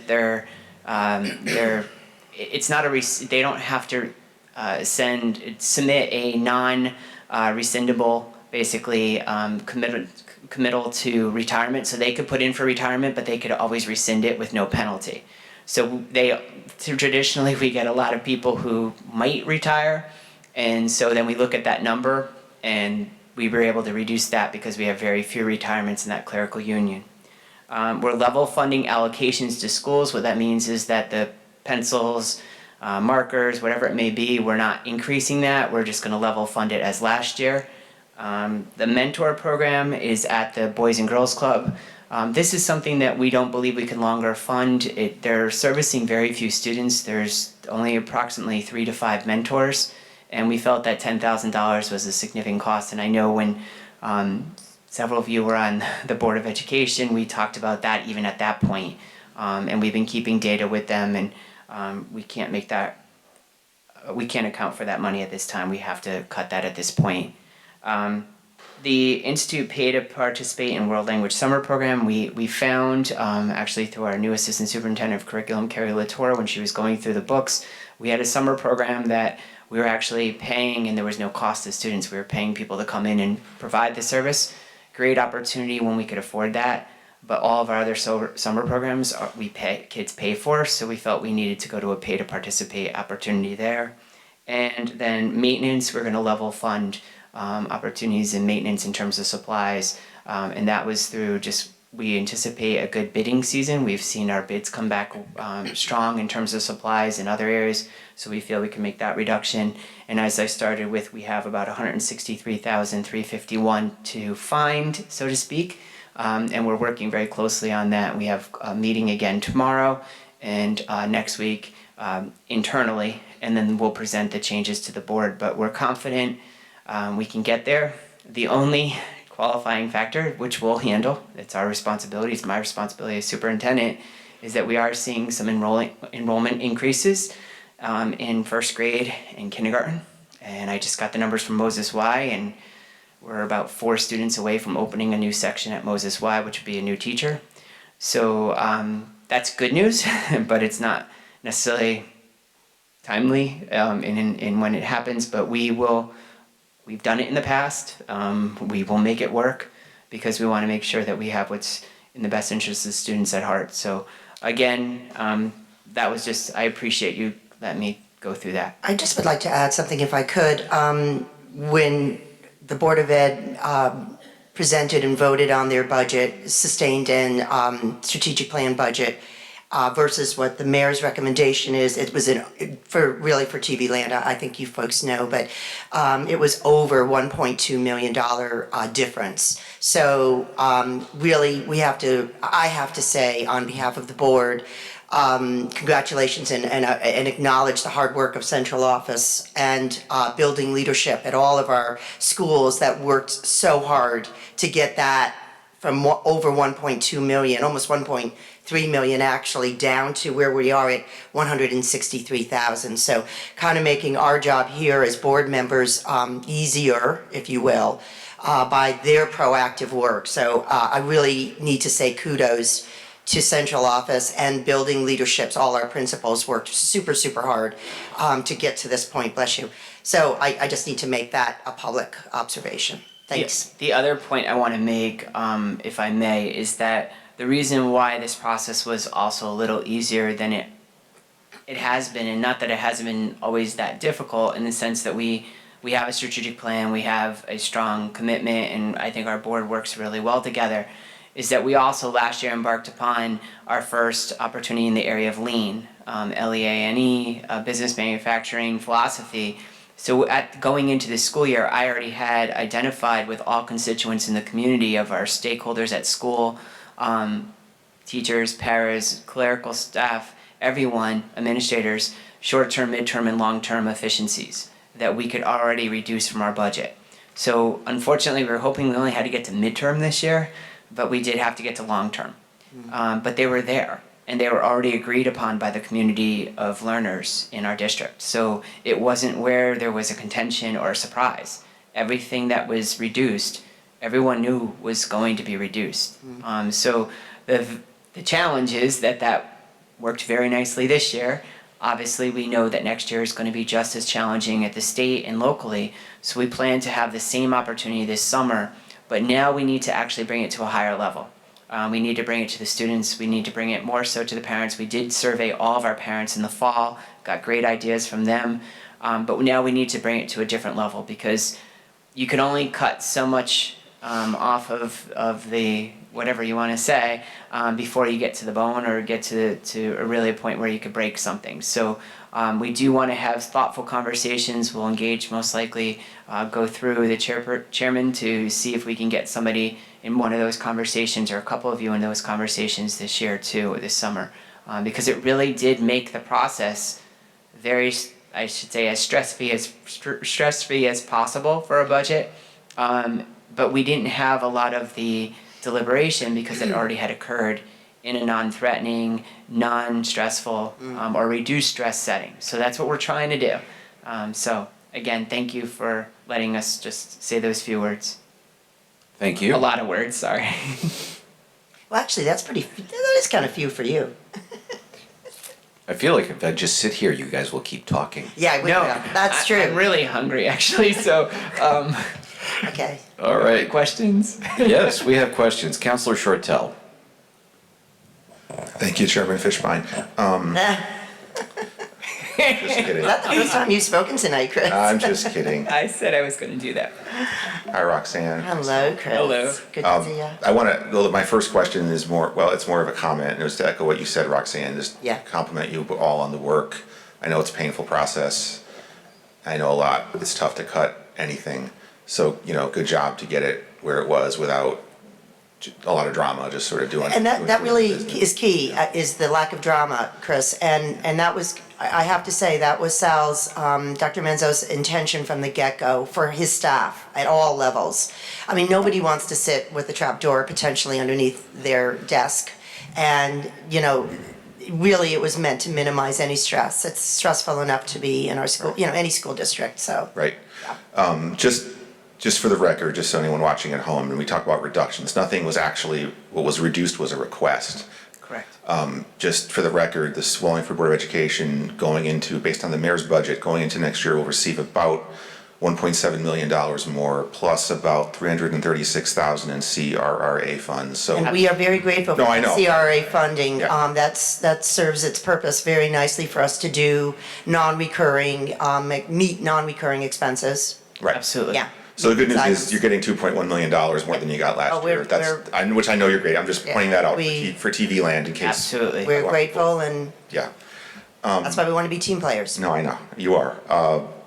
At your budget presentation in January, when you kicked it off, you talked about the rising need for specialist services, especially in K-2 schools.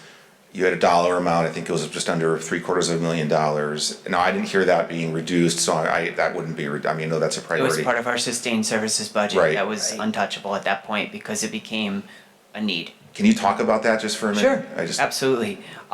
We, like many districts across the state and across the country, have seen an increase in especially our younger students coming with emotional needs that surpass what we're traditionally seeing or what we had traditionally seen in the past. So what we had to be prepared for and what we were able to put in place simultaneously while we were being cut $330,000 from the governor for special ed was we needed to put in additional resources for our students as well as offer support to our teachers to develop their capacity. So we brought in some behavioral technicians to work with our teachers to develop capacity not only in school but also with families. So to reach out to the family who might have a challenge at home that they didn't anticipate and that they've been really struggling with, but we could keep the child together during the school day, but then when they would get home, unfortunately, because there might not have been the same skill set, not because of any neglect or anything that the parent didn't want to do, just they weren't prepared for, the child would come back the next day having to start from square one emotionally. So we really felt that was a true investment, so we were able to provide resources from pre-K through grade 5 at each grade level to help teachers at each grade level grow in that area and then become the expert and to get that training. In addition, we were able to provide additional classroom support in order to do that. This not only addresses special education needs, but as many people know, when you're in pre-K2, you don't necessarily rush to special education identification. You go through different stages, our early intervention process. So it's a very deliberate process because you don't want to falsely identify a student at an early age. So there's also a category called 504, which is not special ed, but could carry some services with it. So we have had an increase. As of July 1st this past year, July 1st, 2016, we had an additional 45 students arrive in Wallingford that needed additional supports. And that required a variety of different additional supports, the ones that I described, as well as even higher tiered supports. But we've made a commitment to our students, and in turn, we've made a commitment to our staff too.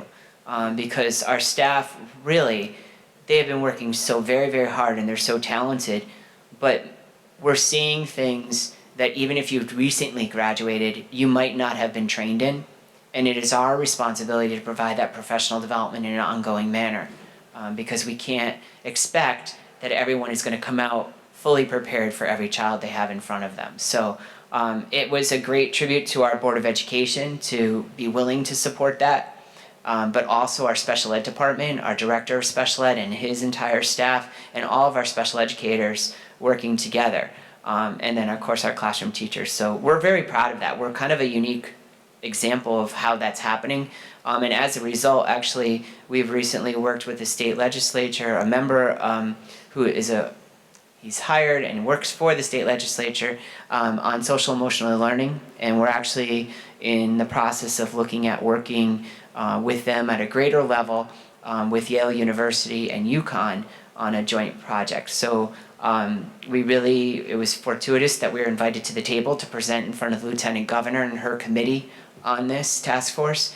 And as a result, you know me, I'll always ask if there's an opportunity for our students and something for free. There was. And so we're hopeful that this summer will be the kickoff for that. Thank you. It's great stuff, and I just wanted to give you a chance to talk about that. Thank you. The coaching program, now I know we started it a couple of years ago, and then I know in your strategic plan it didn't make the cut to expand it. Can you just, in the strategic plan, the expansion was going to cost $172,000 each year. Can you tell me right now what you have in place, how much does it cost? How many coaches do you have? We have 4 coaches across the whole district. So we have 2 English language arts and 2 mathematics. So you could take the 172 and double that, because that would be the cost of the 4 individuals. The idea was to add 2 more, either in math or English. That was going to be actually an elementary discussion, and principals would come to consensus. So I was going to step back on that one. And then the following year would have been the other 2. The goal was to get a coach in each building, or at least an English language arts coach between the sister schools, so they can swap a 3-day schedule, 2-day schedule, whatever it may be. I have to say our 4 coaches we have right now are invaluable. I mean, they are absolutely incredible. What they do for direct instruction with students, but also modeling instruction for teachers. They're not just going in, sitting and critiquing and then giving notes and passing them off. They're actually setting up model classrooms in some of the schools, and the teachers rotate through with their students. They're teaching the lesson, and the teacher is watching them model the instructional strategy. Then, the next time they're there, they go into the teacher's classroom and watch the teacher actually demonstrate that same strategy. The data shows that our teachers have increased in their desire for coaches. They are flat out. They are booked solid. If you want to have a day where you could just get all your 10,000 steps in before noon, follow one of them. They're all over the place. They've also really done an incredible job with our curriculum coordinators in doing evening activities. We just recently had Greg Tang offer a math night. He's nationally, if not internationally, known for his mathematics approach. They were really working behind the scenes to make that happen. So the coaches, it's a model we still need to keep revisiting, because we are kind of late to the party on that one in Wallingford, but it's a matter of resources. We'll get there. That was a difficult, I guess, line item to have to eliminate. For me personally, I can't speak for other 8 board members, but I think the general consensus we've heard anecdotally when these coaches have come to board meetings, the work they're doing, and anecdotally what we hear from teachers on staff that have utilized them, the power and the strength in that teamwork. But again, you can do what you can only do. And so you said they're booked. That was my next question was how they're booked They're up, well you said. utilized. They're really booked. Okay. The 4 you have, where are they? What level of the 4 you have? Are they They're elementary. elementary? Yeah, Okay. they're elementary.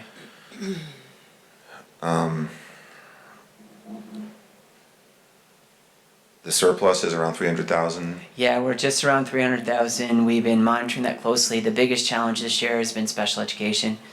We had, again, as I alluded to, the students that came with a various level of needs, and then the reduction from the governor as in October really was a tough hit. So that's really the most volatile number in our budget, and everyone knows that, because it really depends on who's in the district at the time that we set the budget. We try to, our special ed director and his staff working with business do a tremendous job trying to extrapolate out, okay, is anybody coming back into district? Is there gonna be additional services needed? How much does that cost? We did receive word just today that Wintergreen and Thames Magnet Schools are gonna charge for special ed services next year for Wallingford Public Schools. So that's something that I have to now add back to this number, so it's gonna grow a little bit over the next week, but we'll, again, come together. And transportation for special education is a challenge. We did save with Ed's support and Mary Ann Croce, our transportation director, $150,000 during this year by just switching up times during the day. Maybe they weren't what we had always done, but you can't always do what you did if you don't have the money to do it. So we adjusted it. Parents were supportive, staff was supportive, administrators, and that was able to help us bridge some gap.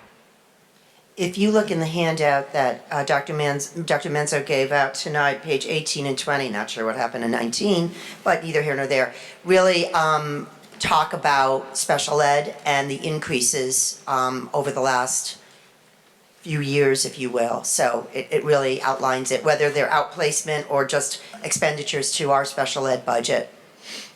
So it kind of helps to identify that. We're finding more and more with the outplacements that their rates are going up, and we're trying to negotiate some of those rates.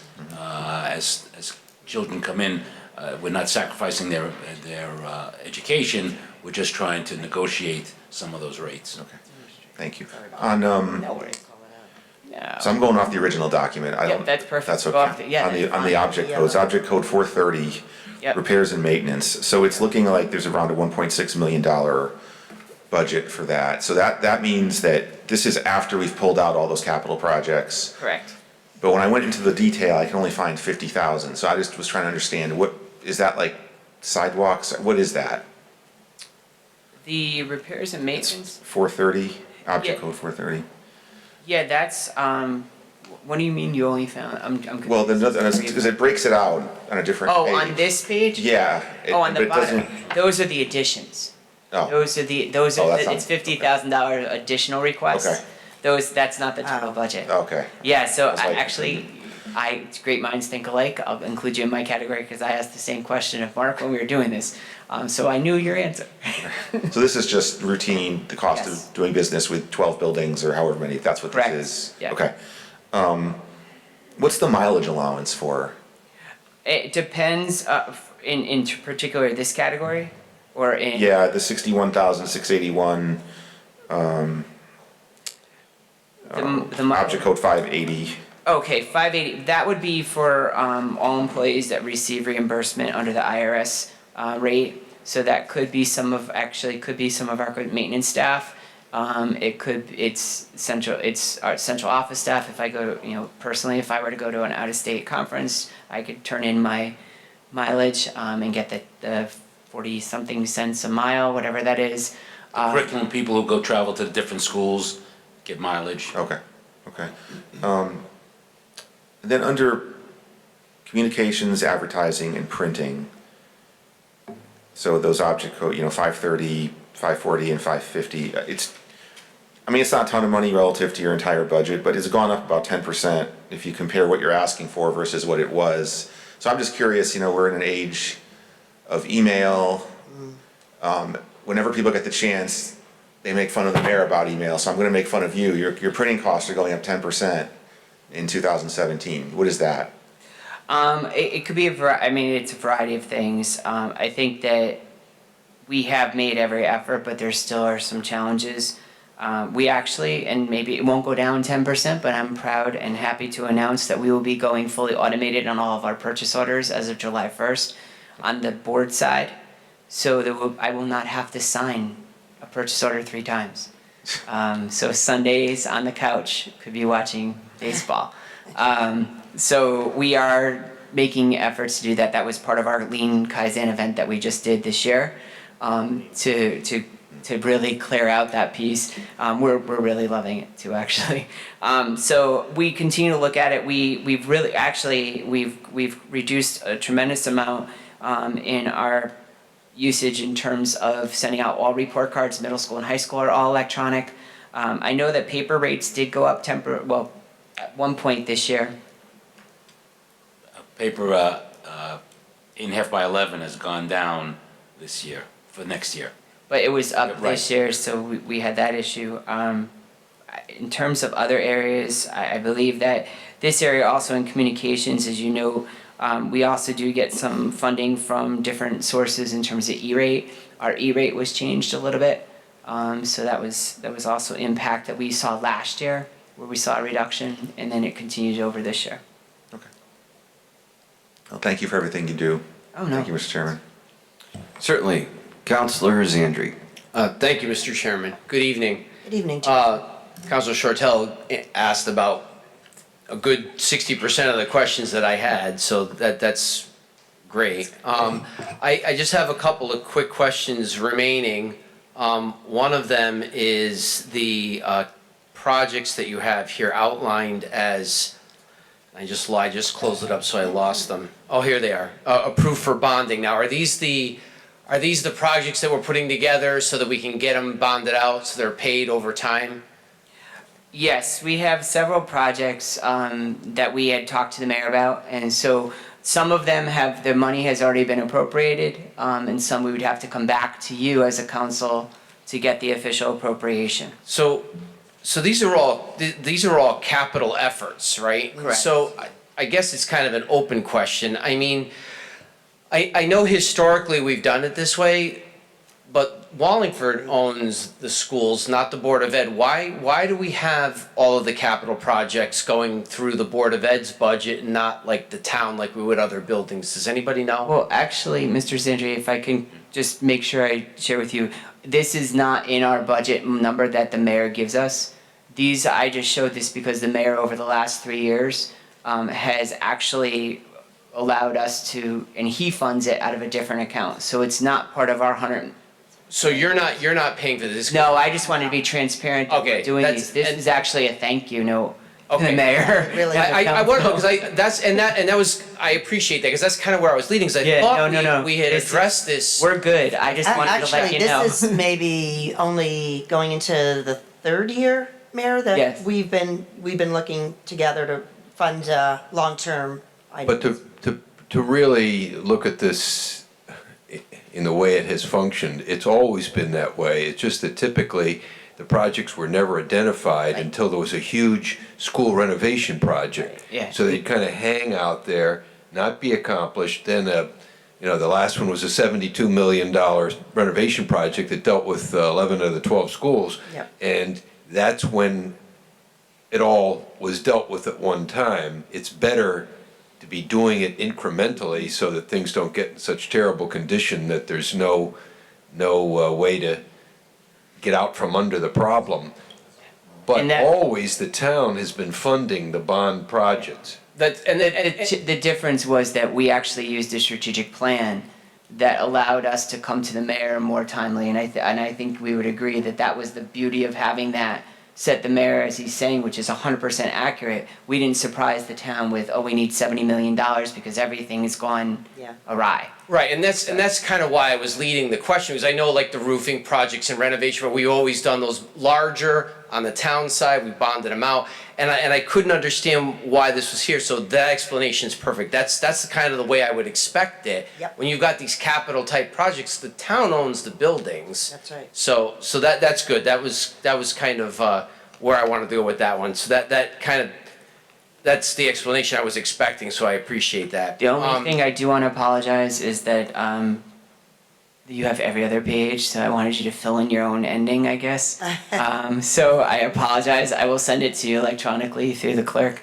But thank you very much. But I do apologize for that. You have the even pages. Yeah, Yes. So with respect to the report cards, one of the things that I think we saw on the library side of things was that they've reduced their costs by leveraging technology they've already got in place, and the late notices that go out, their costs are dropping. So when can we get away from paper report cards? That's the next thing. And then that's my ask, because my kids, I'm in power school every day for my middle schooler, so I get those updates once a week when they update them. I go in, I see the grades as we go, I know where to crack the whip and on what for. I'm hoping that we see that in the elementary schools, because right now I can't get any grades there. Yeah, we're a little concerned, and I think it's not just Wallingford, but I think at the elementary level, the stress that can be attached, and we do have students who have extreme anxiety because of power school, to be honest, at the middle school and high school level. Because they're over concerned about when the grade is posted, and then they run to the teacher, I just took this test 2 days ago, why isn't it posted my grade? There's a lot of that anxiety, so we're not going to do away with it at the middle school and high school. We're going to help students cope with that stress, but the elementary level, we just want to be cautious as to how much we provide, because most parents will monitor it themselves, but every so often there might be a savvy technology child who will get on, and so we have to, that's a community decision that we, a school community, learning community decision, but we are, in terms of leveraging some of the aspects of technology in terms of those sending out email blasts regarding late slips for books and stuff like that. We do have a system that we already presently own that we're trying to leverage. So that's definitely the case. The other thing that we're also trying to leverage is our school dude, and I know some of you will always see this on our bid waiver list. There's a facilities portion where all of our invoices, when somebody uses our facility, and the minute after they're done using it, an invoice is emailed to them, and then they could pay electronically, as long as we set that up through the town hall. so we can cut that process out. So you're absolutely right. We're trying to leverage it and we're getting there. The textbooks and other things like that, the board has committed that they purchase the textbook plus the software. Because the textbook companies are still requiring you to buy a certain number of textbooks before you can get the software license. But we're making that transition. And again, with the technology through grants that we've received from the state, we're able to start leveraging that more successfully, universally at the middle school and high school level. Well, I think, I definitely think educating the students on, what the time curve might be for grades to be posted and so forth is probably a smart thing. I've come to learn just by using the system that it pretty much updates on Sunday. Whenever they may be entering the grades, it pretty much updates Sunday over midnight when the emails automatically go out and you can go and check. But I personally, having 4 kids and only one in middle school, but the rest are coming up. My daughter will be there next year. It's a very valuable resource because Absolutely. when my son's grade slips in something, I can ask him what happened. He'll explain it to me. I think I did poorly on this, or he may just be surprised that I even know. But it allows him the ability to work on that immediately. You don't have a child with more anxiety near the end of a marking period trying to do extra work, bring up grades, so on and so forth, to try to bring it up. So I think anything that can go into that, whether it's education of the users, obviously we don't want to throw a ton of money at it, but I mean, if anything we can do to get better leverage of that, it's worth it. It's worth its weight, so to speak. I find it to be a very valuable resource. And I guess I would be remiss if I didn't follow up on the strategic items with respect to technology that you have to cut, since it's a big thing to me. But you kind of mentioned that you might be able to save it or rearrange something. Yes, it would appear that if we continue with the $300,000 in unencumbered funds, the board, I believe, has made a commitment that the technology that had to be reduced in our request in our budget to the mayor would be funded through that account. And how many Chromebooks is that? Our Chromebooks are approximately, I want to say $125 a Chromebook. Around. No, I mean, how many are you trying to get? Oh, so, you divide the 100,000 or so. So we're going to be really dropping, several hundred Chromebooks. Our goal is that we will probably by the fall have a Chromebook available for every student at the middle school. We're figuring it out, and we have to work with the board as to what their comfort level is. How does that look? We've already worked with the administrators on how that might work, and we also need to make sure we have our teachers have enough professional development so they understand the expectations. The high school, we're also in a place where we're at a time where we can start looking at a one-to-one rollout, not necessarily for the fall, but at some point either mid-year next year or the following year. So our goal is that over the next 3 years, you'll see that would be a one-to-one opportunity if the board chooses to continue in that direction for 6th through 12th grade. And with respect to that, how much, with respect to the applications and the use of the Chromebooks, I know everything's you're doing things through Google and you're using Google Docs and the Google Drive and all of that. Is it portable enough that students can bring their own?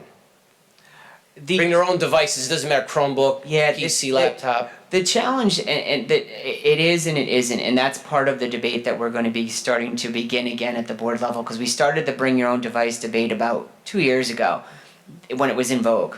And then there were a lot of challenges because it was controlling it, and then if a device didn't work and the student didn't have something, how did you handle that if classroom instruction really was predicated on that device that day?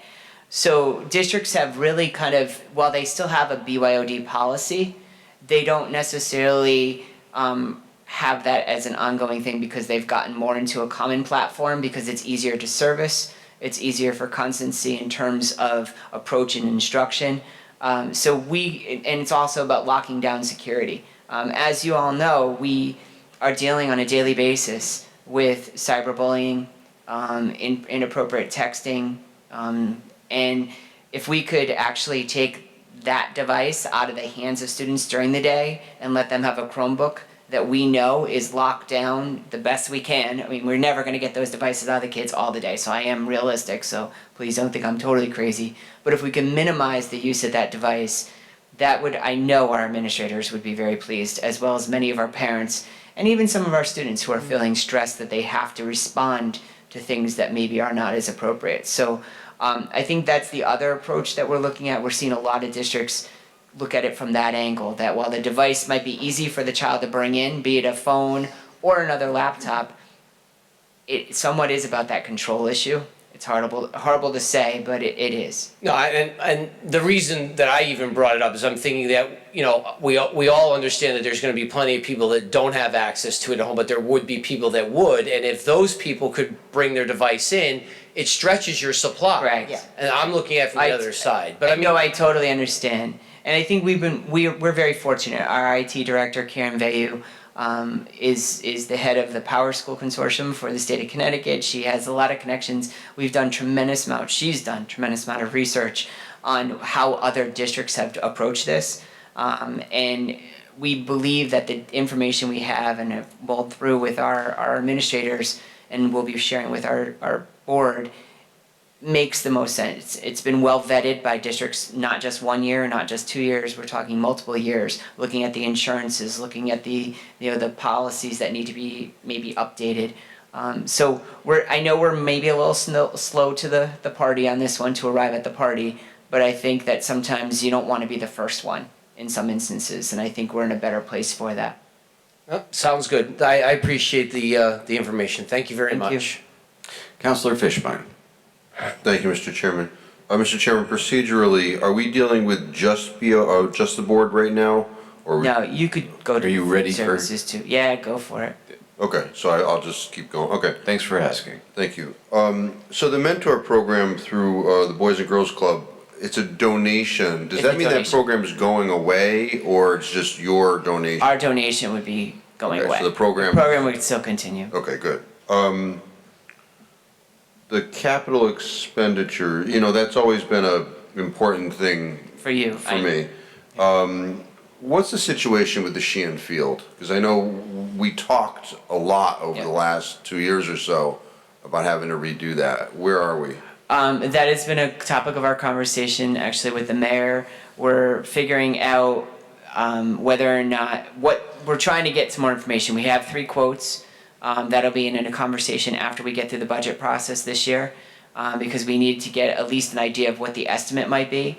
Depending on the scope of the work, the estimates are a wide range, and I don't want to say them off the top of my head because they probably wouldn't be accurate.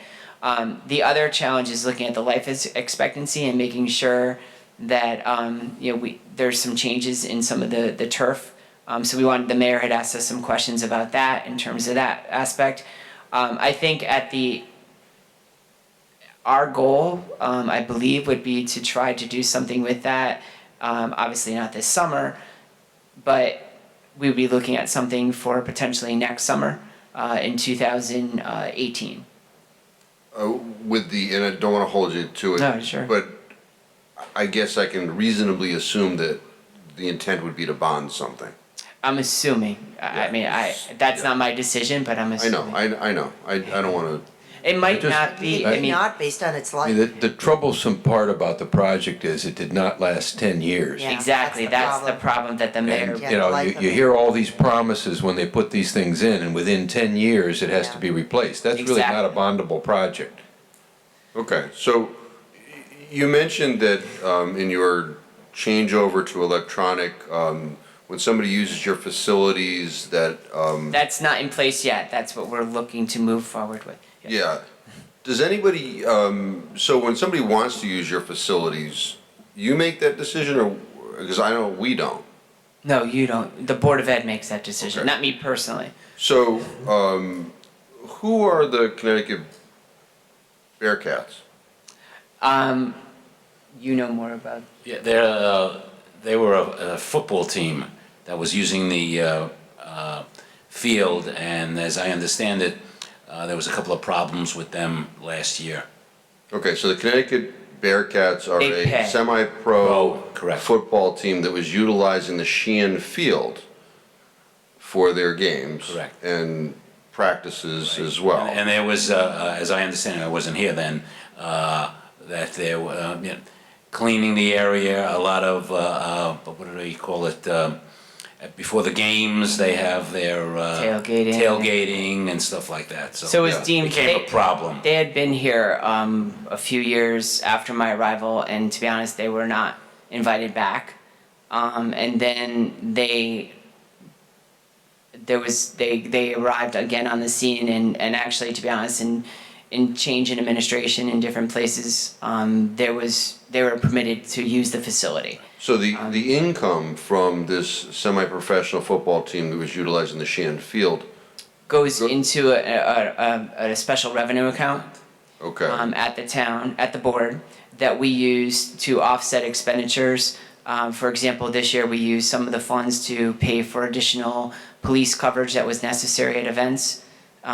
So because of the change in requirements for Powder Puff and for Thanksgiving Day game, there was an added expenditure.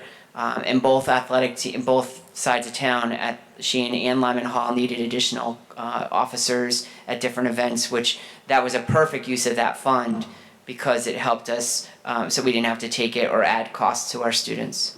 But I'm concerned about, and the mayor, I guess, shares my concern, the life use of this field at least. And I don't know that we were given any estimates on, adult semi-pro football teams utilizing the field, and perhaps that's what led to it not. I don't know. It was actually, and Mr. Duptula could speak to this more offline or another time. To be very truthful, and I think I've shared this at several other meetings, it wasn't kept it wasn't maintained to the level it needed to be in initial years of installation. That was one of the challenges. Also, if you look at the track, there's a concrete around the whole track, which you do not do now anymore. You don't put concrete. If you look at the concrete, it's all breaking up. So all the new tracks do not have that concrete there. It's a rubberized surface going around that drains the field. I'm just a little surprised that since the town owns the field, that we don't have some sort of say in whether or not someone like an outside semi-professional football team utilizes our field. I just... We'd be happy to turn over all of the field's allocations and scheduling to the town hall. No, it's just... I'm not trying to be funny, but that's No, I know. It's an incredible job. When people want to use the parade ground or something like that, it goes on our agenda. I was just surprised, that... Again, as I said, prior to my arrival, it had been used several years in a row by a semi-professional. I know John Golick knows more about that because he and I had spoken about it, and he's been very supportive in this whole process. But I think that there's other issues. The maintenance, initial maintenance when it was installed back in the late 2000 or 2008, 2009-ish, or actually no, before that. It was well before that. The thing is, besides the maintenance, the issue also is that it gets used a lot.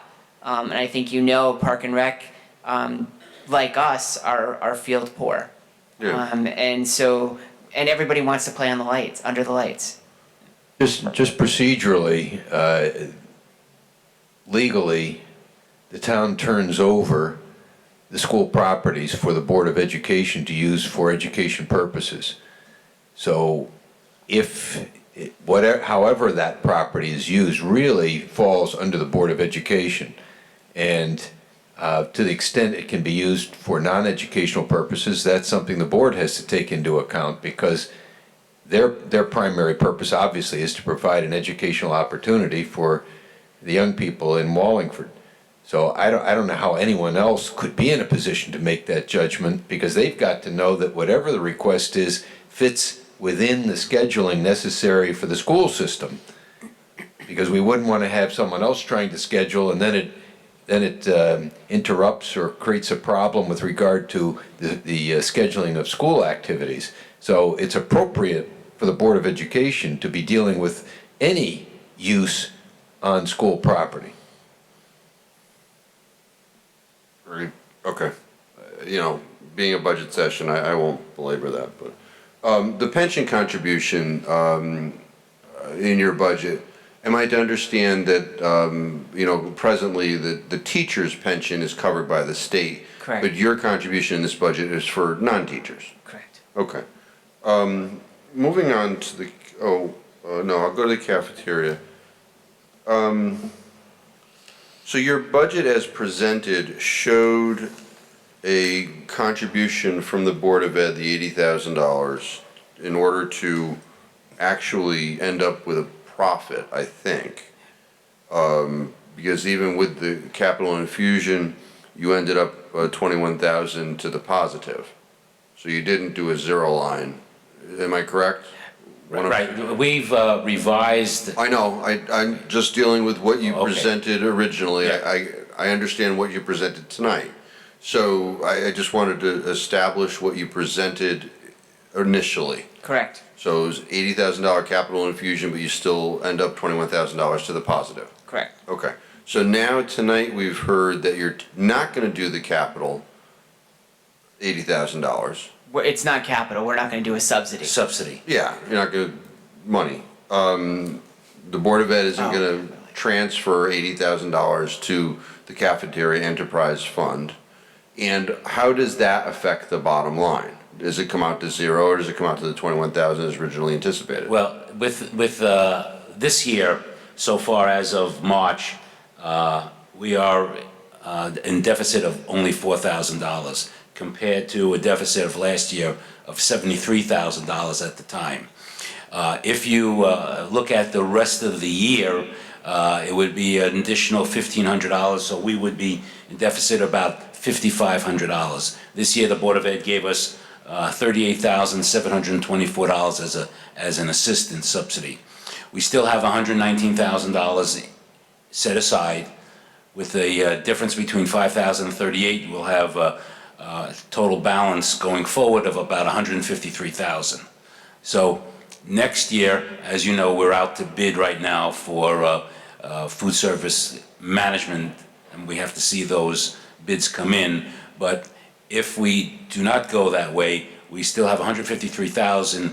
If you just take the lunches that we have this year without raising any money going forward, and if you look at our expenses and you just increase it by 2.5%, our deficit next year would be $46,000. So we would still have about $107,000 in our set aside money yet. Okay, so it's about 153, you calculate presently, if everything is to remain constant, you'd end up with $153,000 in reserves at the end of the year. Correct. You're gonna take 47,000 of that to apply to next year. Correct. To come out with a zero, essentially is what you're saying. Correct. So the reserves, which has been the lifeline since I've been here. Yep. Continues and is on life support. Thank you. For maybe another year and a half. Correct. Yeah. Where are we, my pet peeve? The price. You got it.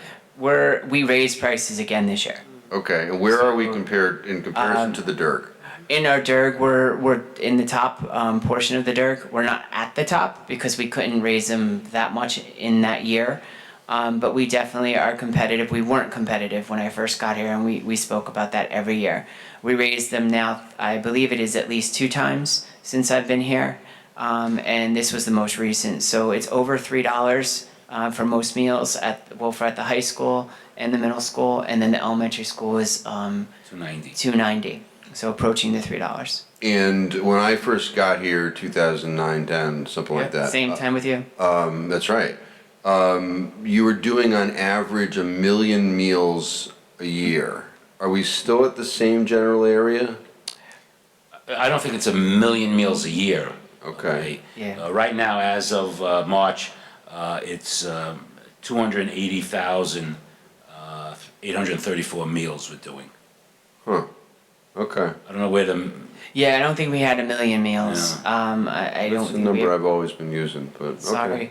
That's fine. The thing that we did do last year, and the board approved Monday night this week for next year, is we are accepting the healthy food certification money if it still stays. So vote yes. It gives us that extra money, and it's about $30,000 a year. So that also helps us. We had not in the past. It requires you to monitor what you are able to sell at the schools through PTOs. Our PTO parents have been phenomenal. We got a compliment from the state. They were like, your parents email us questions. They're really great. They get right back to us. So that was a good thing. The board made that decision again last year because we knew it was income that we needed. Okay, I'm good. Thank you, Mr. Chairman. Counselor Sullivan. Thank you, Mr. Chairman. Sal, real quick, I'm just looking at your prioritized strategic plan budget request that we're handed this Yep. evening. Gotcha. And if I look, and I don't see page numbers, but I'm sure if I tell you what I'm looking at, you I'm can. sure you could, I'll read it back to you. All right. Increase instructional coaches. Mm-hmm. Tell me what instructional coaches do, and these are certified? These are certified teachers. Okay. Usually in the area of English, language arts, and mathematics. Okay. And they actually will go in and they will provide embedded professional development for teachers on a daily basis. They split themselves. Right now there's 2 English language arts people, so one is on one side of town, one's on the other, or depending on how they decide, might be, and then there's a math person also to be divided, one on either side. They actually will go into the schools. As I said, they might set up a separate classroom to model an instructional strategy. The teachers might filter their students through that, or they might embed themselves in a classroom and co-teach a lesson, do portion of a lesson. Then the value is then they have the opportunity to sit with the teacher and process and say, okay, well, how did you think that went? Not in an evaluatory way at all, but in a coaching manner that this went well. What is it? What are you seeing with your students? They could come back. They come back. They monitor the situation. They're on the go all the time. I mean, those people, the 4 that we have right now, we were trying to work our way up to 4 more. So that there was that whole sister school opportunity where they can share. But right now, we're at the capacity with these 2 individuals. They're doing an incredible job, and we're very fortunate to have such high quality individuals. Okay, the only other, it's not a question, but you said it earlier, and I was so happy to hear you say it, is that you're transitioning to a lean management model, which is something I do as well. And I think that's tremendous. I mean, where are you in the course of training people on lean management? Our central office team, which consists of about 8 people, have been trained. We trained last year because, to be honest, the training was somewhat of a developmental project. And I will confess, I read Lean for Dummies, and was a self-taught person in that regard. And then our collaboration we have with Office Depot, they use Lean within their system. So we collaborated, we trained initially a small group of our central office staff, and then we actually did a session with all of our union leaders. Great. So every single union leader was part of that process, and that's what led to our short-term, mid-term, long-term efficiencies last year. This year we did another boost. We actually came to you unnecessarily for a bid waiver, because we were able to actually procure the resources and time for far less than the bid limit. And so we trained the core team again, and then the core team now has trained every administrator in the district. They've identified a Kaizen event for June. Great. So there's a Kaizen event for our elementary staff, our middle school, high school, special ed, curriculum, and then they're going to do the Kaizen event. They're inviting different people from different aspects of the community because you want that empathy, you want that different, diverse voices. Sure. And then they're going to share the results in August at our second administrative retreat. The expectation is next year that each school have a lean team. Yep. That will then start their own training and have at least one Kaizen event next year. Wonderful. Thank you for not going 6 Sigma, which occupies many hours and takes forever to get any kind of solution. Yeah, no, this was a really fascinating process, and we learned about the 7 forms of waste and going through the process improvement. We also did a similar activity with our parents this fall. We did journey mapping, the day in the life of a student, And through that, we had the principals, they did a phenomenal job highlighting the bright spots of their students' days, and then some areas for improvement. And then in PTACs, the administrators worked with their parents to set their goals off of the areas of improvement. So we're going to continue to stretch that mindset and offer some workshops even for parents. Because one of our goals is to try to create a lean toolkit for education systems across the country as part of our partnership we're leveraging with Office Depot. Wonderful. I have a book I'll send your way called Toyota Way. Oh, yeah, well, that's where it came from. Okay, if you haven't read it, No, I haven't. I'll send I it would to your love to, I would office. definitely love to read it. Yeah, good deal. Okay, thank you very Thank you. much. Thank you, Mr. Chairman. Counselor Letourneau. Thank you, Mr. Chairman. Since we've kind of strayed all over tonight, I figured I'd bring up a bright spot. And I need a bright spot because I only learned there was 2 Santas tonight, so I'm really upset about that.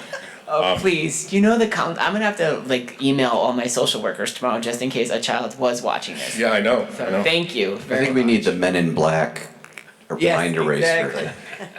Can you tell us about this? Yes, I'm very pleased and thank you so much. At Hubcap, 128 Center Street in Wallingford, we are very fortunate to have the first pop-up restaurant.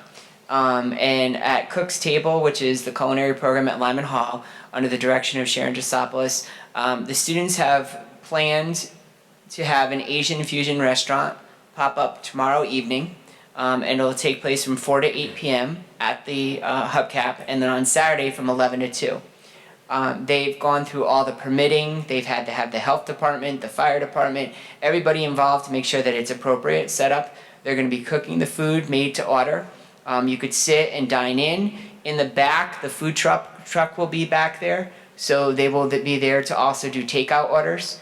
And we're just so pleased because this was one of the pillars of Hubcap, was to have students grow in their entrepreneurial skills and demonstrate their love for a profession.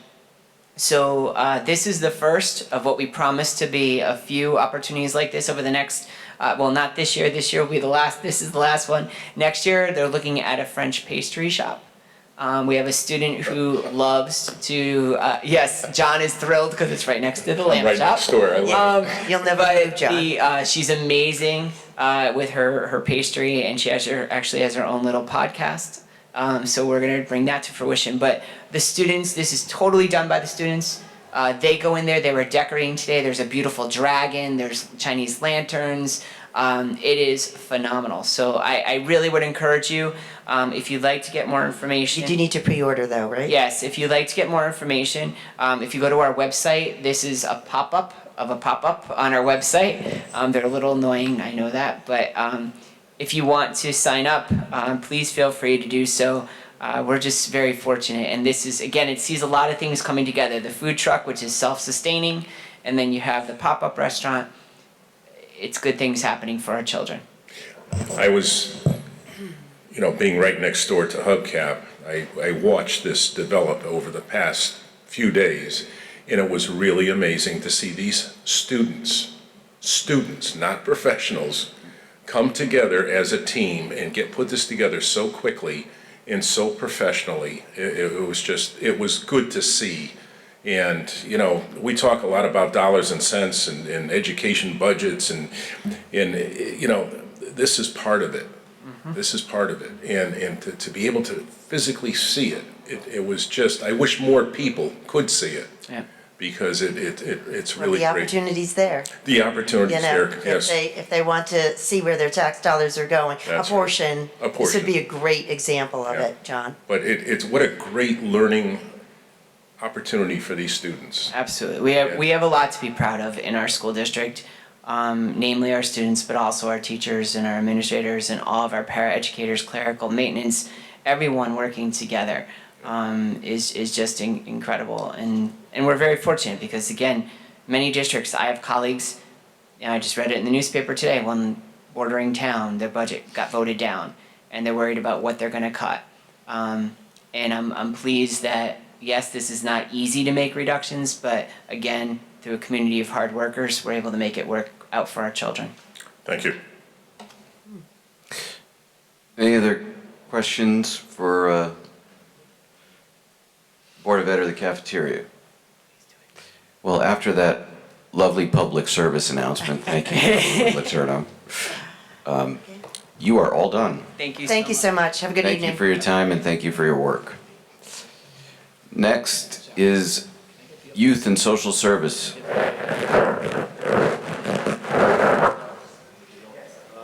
that the old one? Oh, all right.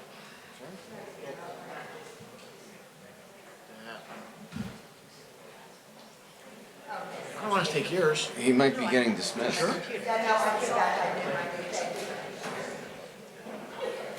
do it.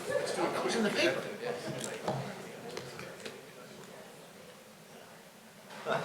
I didn't get that.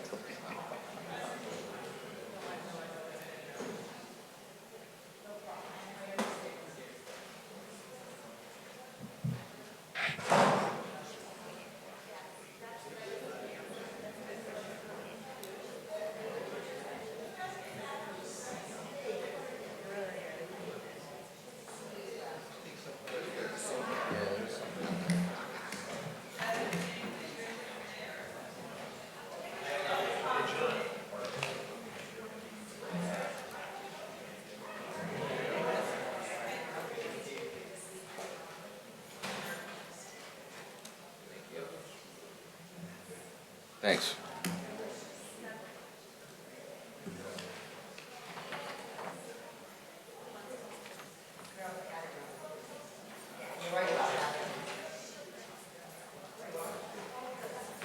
Thanks.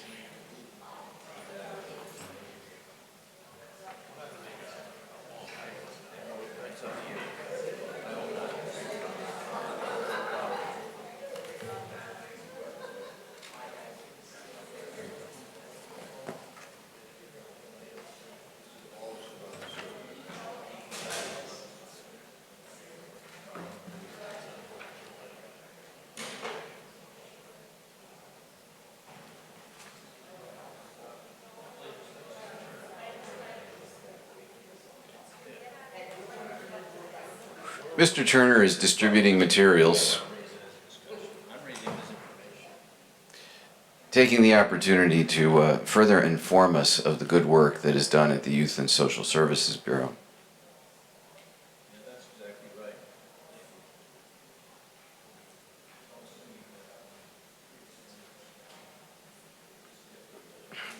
So I think we are leaving this meeting tonight with homework based on the volume of material being distributed.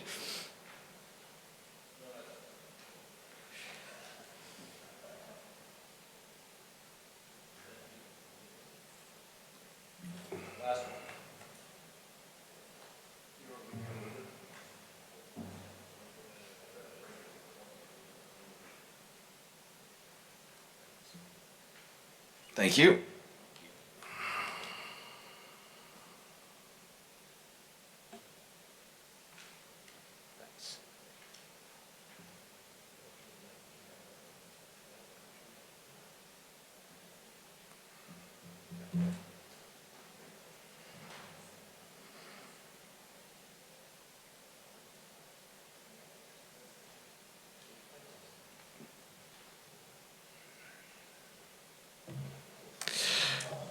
Good evening.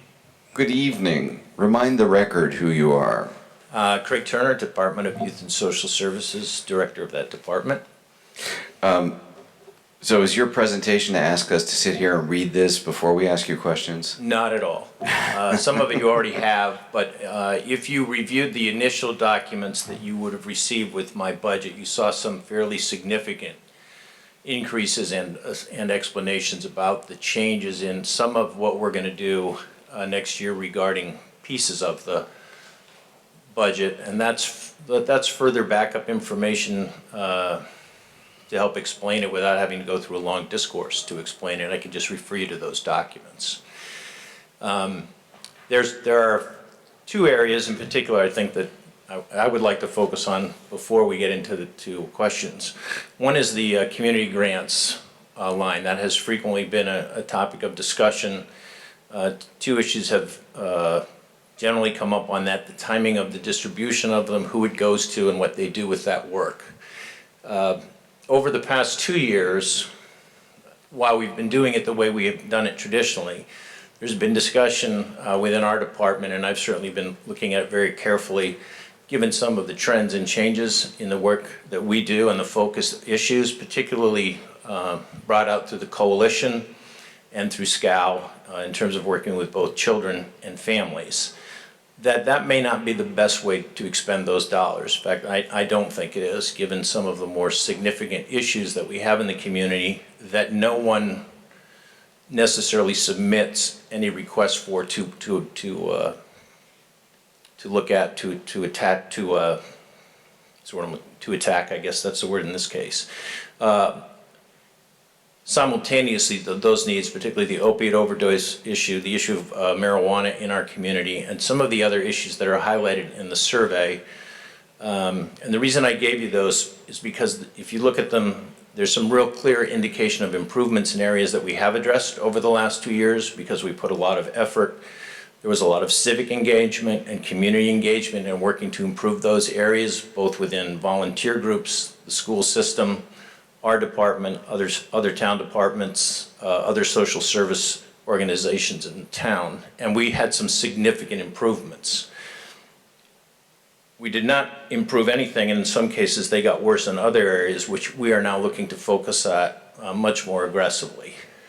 In particular, the mental health side and the dating/relationship side of children, primarily in high school, and still the issue of either the understanding or the perception of whether marijuana is a dangerous or risky drug, and the behaviors that are accompanying that within the school and within the community. As an example, this is the first year that our office has received more referrals through the school system and through other resources for use of marijuana than alcohol. It's the first time that alcohol has taken second place for student use, and that creates a concern for us. So a decision had to be made, from my perspective, how to best use those dollars. Do we spread them out thinly over 5, 6, 7 organizations, or do we look to kind of do a frontal assault with the resources all together in one bin?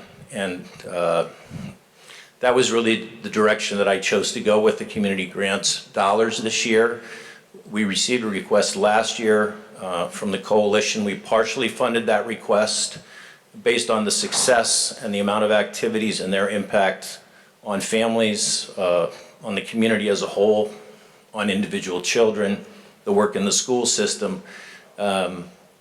I think that it was appropriate for us, at least for my decision, was to fully fund their request of $30,000 this year to continue their work. As you may remember, last year's money, $15,000, primarily used to set up the rental that they have downtown. That's proved to be extremely successful in terms of both their outreach and also their access and availability to the public by being there. And we want to further enhance that access and availability. So that those monies will no longer be seen as spread out, at least in the short term. That lump sum will go, as proposed, will go to the coalition, which is why I provided you with backup information about the activities that the coalition has been performing over the last couple of years. And the other 2 changes in my budget, significant changes on the mental health services, really goes directly to the information out of the survey. We need to be looking at depression, suicide, some of the more significant mental health anxiety issues. You heard Dr. Menzo mentioning that they're seeing that very early on in the child's development, pre-K in some cases.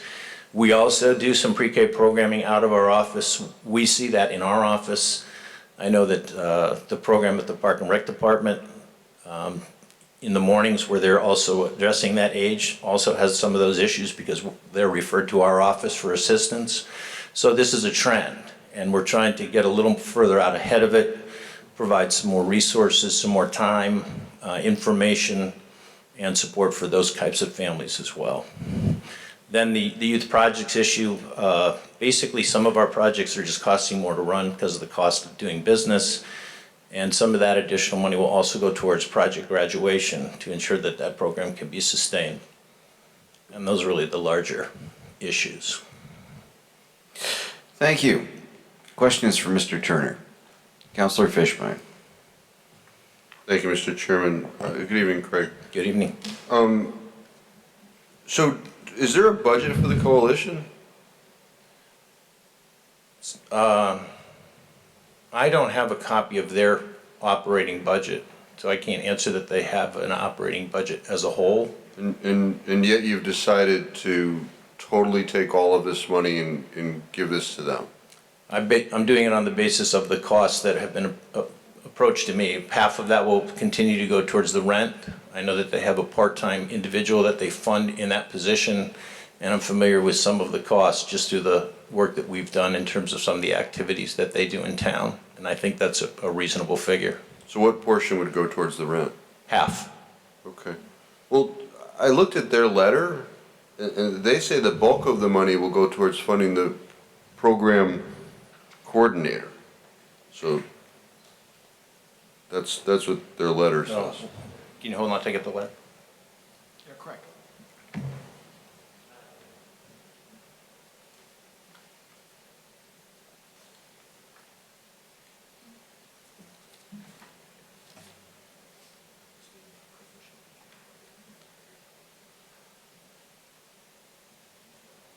Yeah, it's the last paragraph. I'll read it. It says. No, just get the Yep.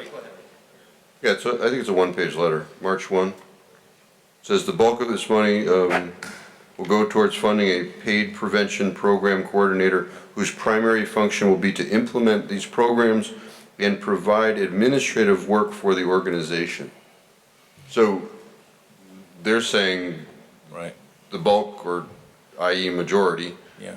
is going towards hiring someone. Well, that may well have been their proposal recommendation. My response to that is that I'm looking to have the space funded first to ensure that they're there. I don't want them to move. If they take the rest of the money to go with the program coordinator, I'm perfectly fine with that, but I want to ensure that they're in the space.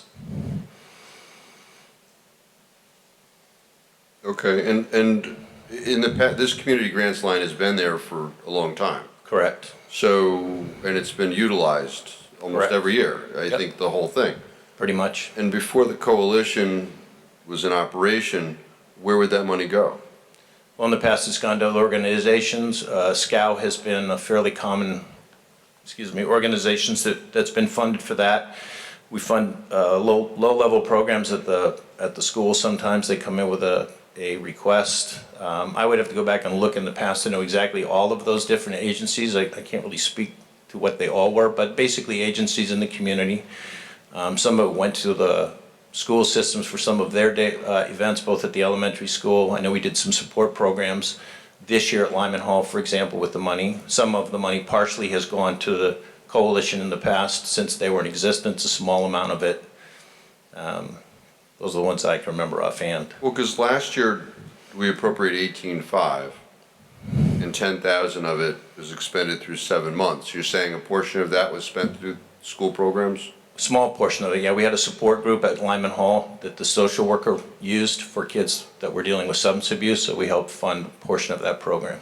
Okay, so now this line totally going to the coalition. Correct. You would not be paying for that support program at the high school?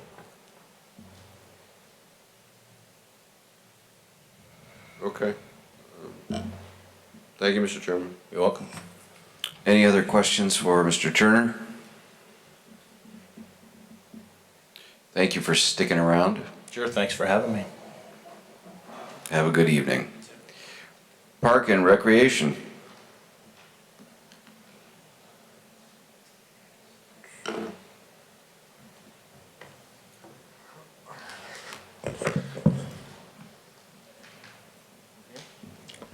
Good evening. Good evening. Wallach, Director of Parks and Rec. Hi, Michelle Bjorkman, Superintendent Recreation. What have you for us? Did you get my cover letter? I believe In so. the packet? So, just wanted to start off with, for the first time in my 29 years, the general fund budget is less than our special fund account. something that we've been working on and that we're pretty proud of over the last 6 or 7 years. We've been trying to move fee-based programs out of the general fund to the special fund, therefore coming up with a decrease. Couple of items that, like I've shared with you the past couple of years that I've been doing, just to kind of maybe get a placeholder or just make you aware of things on the recreational side that may need to get funded for in the future, or just some projects that you need to be aware of. Community pool and the bathhouse. Our Park and Rec Commission is making it one of their main projects to study over this summer. Last summer, the summer before, I reported that we had a decrease in pool tag sales. Last summer was our worst summer to date, and we had a great weather all summer long. The pool is about 17 years old since the last time that it was renovated, 1999. The bottom is cracking, concrete coping. There's some issues. There's paint peeling. Public Works does make it safe and gets it ready for the summer, so it's not a safety issue right now, but we're kind of like in the patch and pray mode. So at some point we need to do something. So the commission's taking a look at, do we patch it? Do we look into a new pool? Is it feasible to do a new pool given the economic climate? Or do we repurpose the property? So we're starting to look at some other towns and what they've done, and just kind of looking to see what kind of participation we get this summer. And then probably in the fall, come to you and do a presentation on our findings. The athletic field at Pregman Park, the lacrosse field, hopefully we'll get going under construction this late spring, early summer. Talking with the mayor, he's allowing the field and irrigation to be put in, but the field lights, because of the price tag of $230,000, was put on hold. At some point, we would like to pursue that.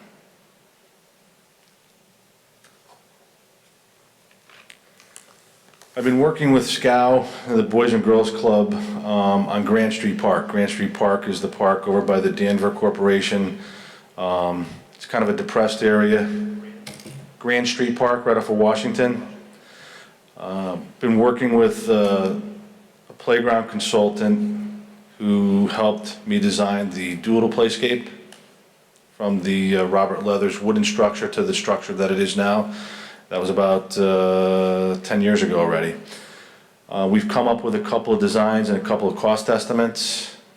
One being $110,000, the other one being $205,000. And what that would include would be a couple of different play apparatuses, smaller than doodle parks, but age appropriate for 2 to 5 and then 5 to 12, with a 20 by 20 canopy, a little bit smaller than the canopy that's at doodle park now. The club would make good use of it. I'm talking with Maria and her clients and the folks that she represents and the people in that area. There's a huge concentration of young families. The park just has the basic swings, slide, tot swing. And I just think it's time at some point to make an improvement there, if we can afford it. The Pregman Quad, since we moved football out of the west side field, the quad has been taking a little bit of a beating. Part of the funding for the new field is coming from the Pregman Endowment Fund. So I will not have the endowment. It probably would take maybe a good 3 or 4 years to get to the $50,000 to resod that area once this new field goes in. So the plan is to have the Vikings football program use the area that used to have the tennis courts that weren't getting used. We pulled them out about 8 or 9 years ago.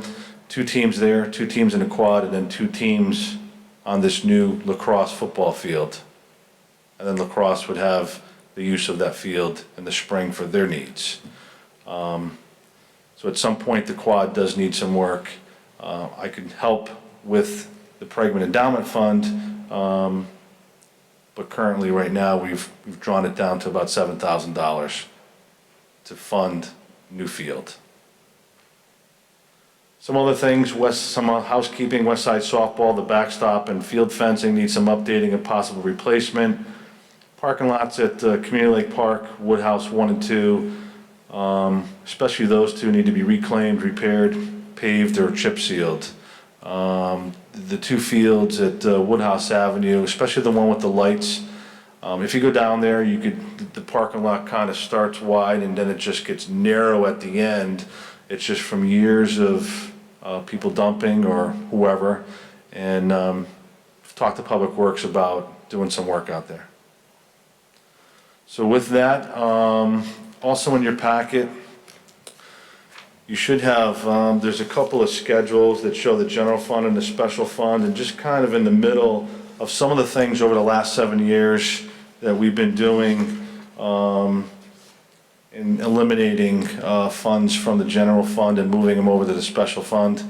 So basically right now, the only fee-based programs that we have left in the general fund is our summer playgrounds, the summer sizzlers, Tiny Bubbles, the staffing costs for those, and then men's and women's adult basketball. Over the last 4 years, we've moved 7 fee-based leagues out of the general fund to the special fund. So when I took over back in 2003, our budget was back and forth between 1.1, 1.2 million general fund and about 675,000 special fund. The request before you, I think, is for 940,000 in the general fund, and our special fund, we're projecting 975,000. So there's a big difference and a nice trade-off there. So with that, I'll turn it over to you. Thank you. Questions for Mr. Gola, Councilor Letourneau? Thank you, Mr. Chairman. Good evening. Good evening. I just want to go back to the Grand Street Park playground. And in your backup material here, you talked about the shade structures, and the cost estimates are between 110 and 205. But what would, to do the whole park over, you know, with the, say, the low estimate of 110 plus whatever else needs to be done, what kind of money are you looking at? So the 110,000 included the shade structure and the play apparatus for the 2 to 5. Okay. The 205,000 was the play apparatus for we're adding the 5 to 12. So that's what bumps that up.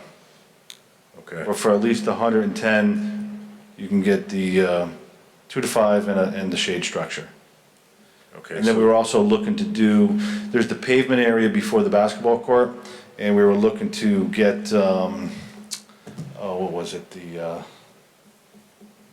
templates, different game templates that we could paint on that area so that we can make use of that area too. Okay. So would that be included in with the 205? That's correct, or the 110 as well. Or the 110? Yes. Okay. So either one, it's basically cleaning up the whole park? That is correct. All right. Yeah. Removing what's there now. Yeah, yeah.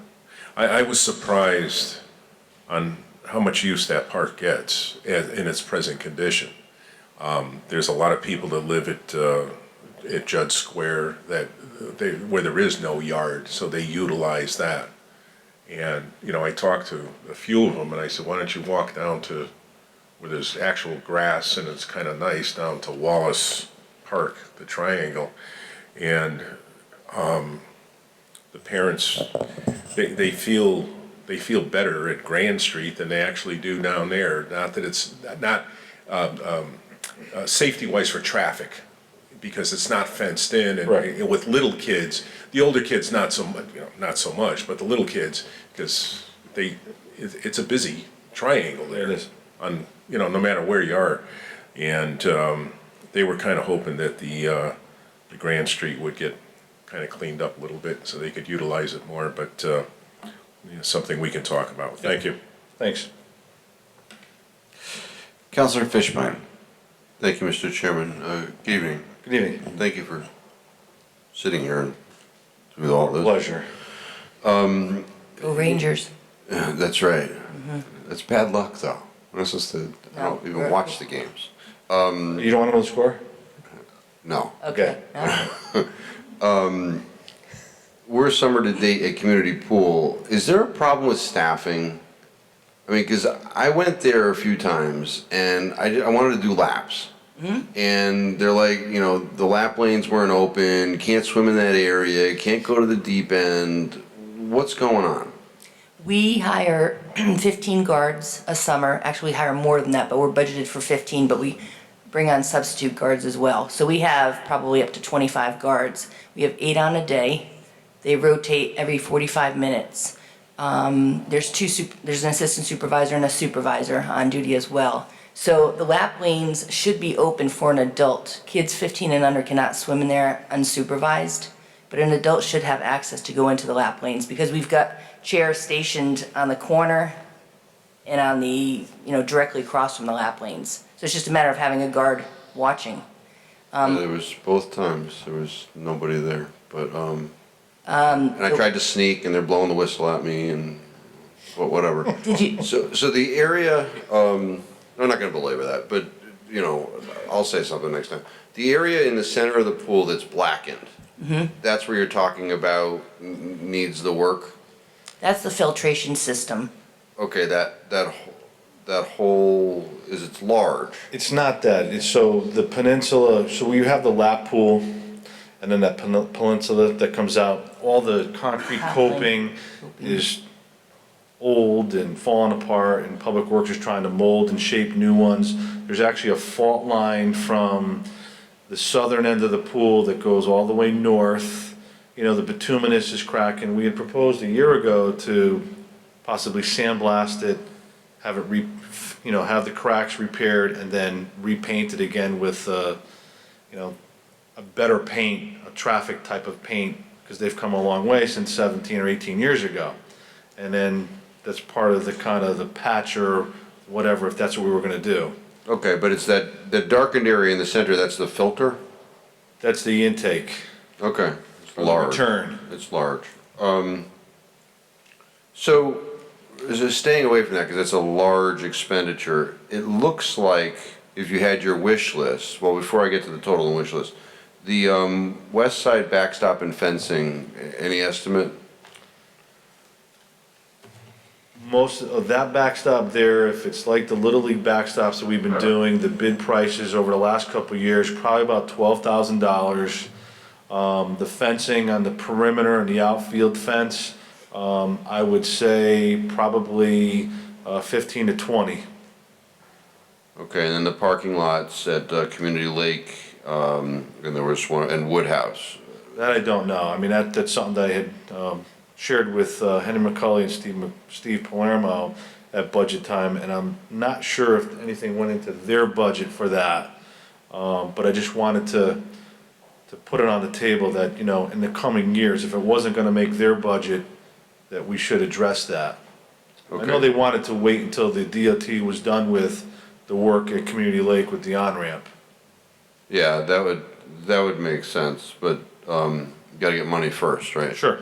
So, looking at, setting communities pool aside and looking at the rest of your wish list, we're talking about just under $500,000.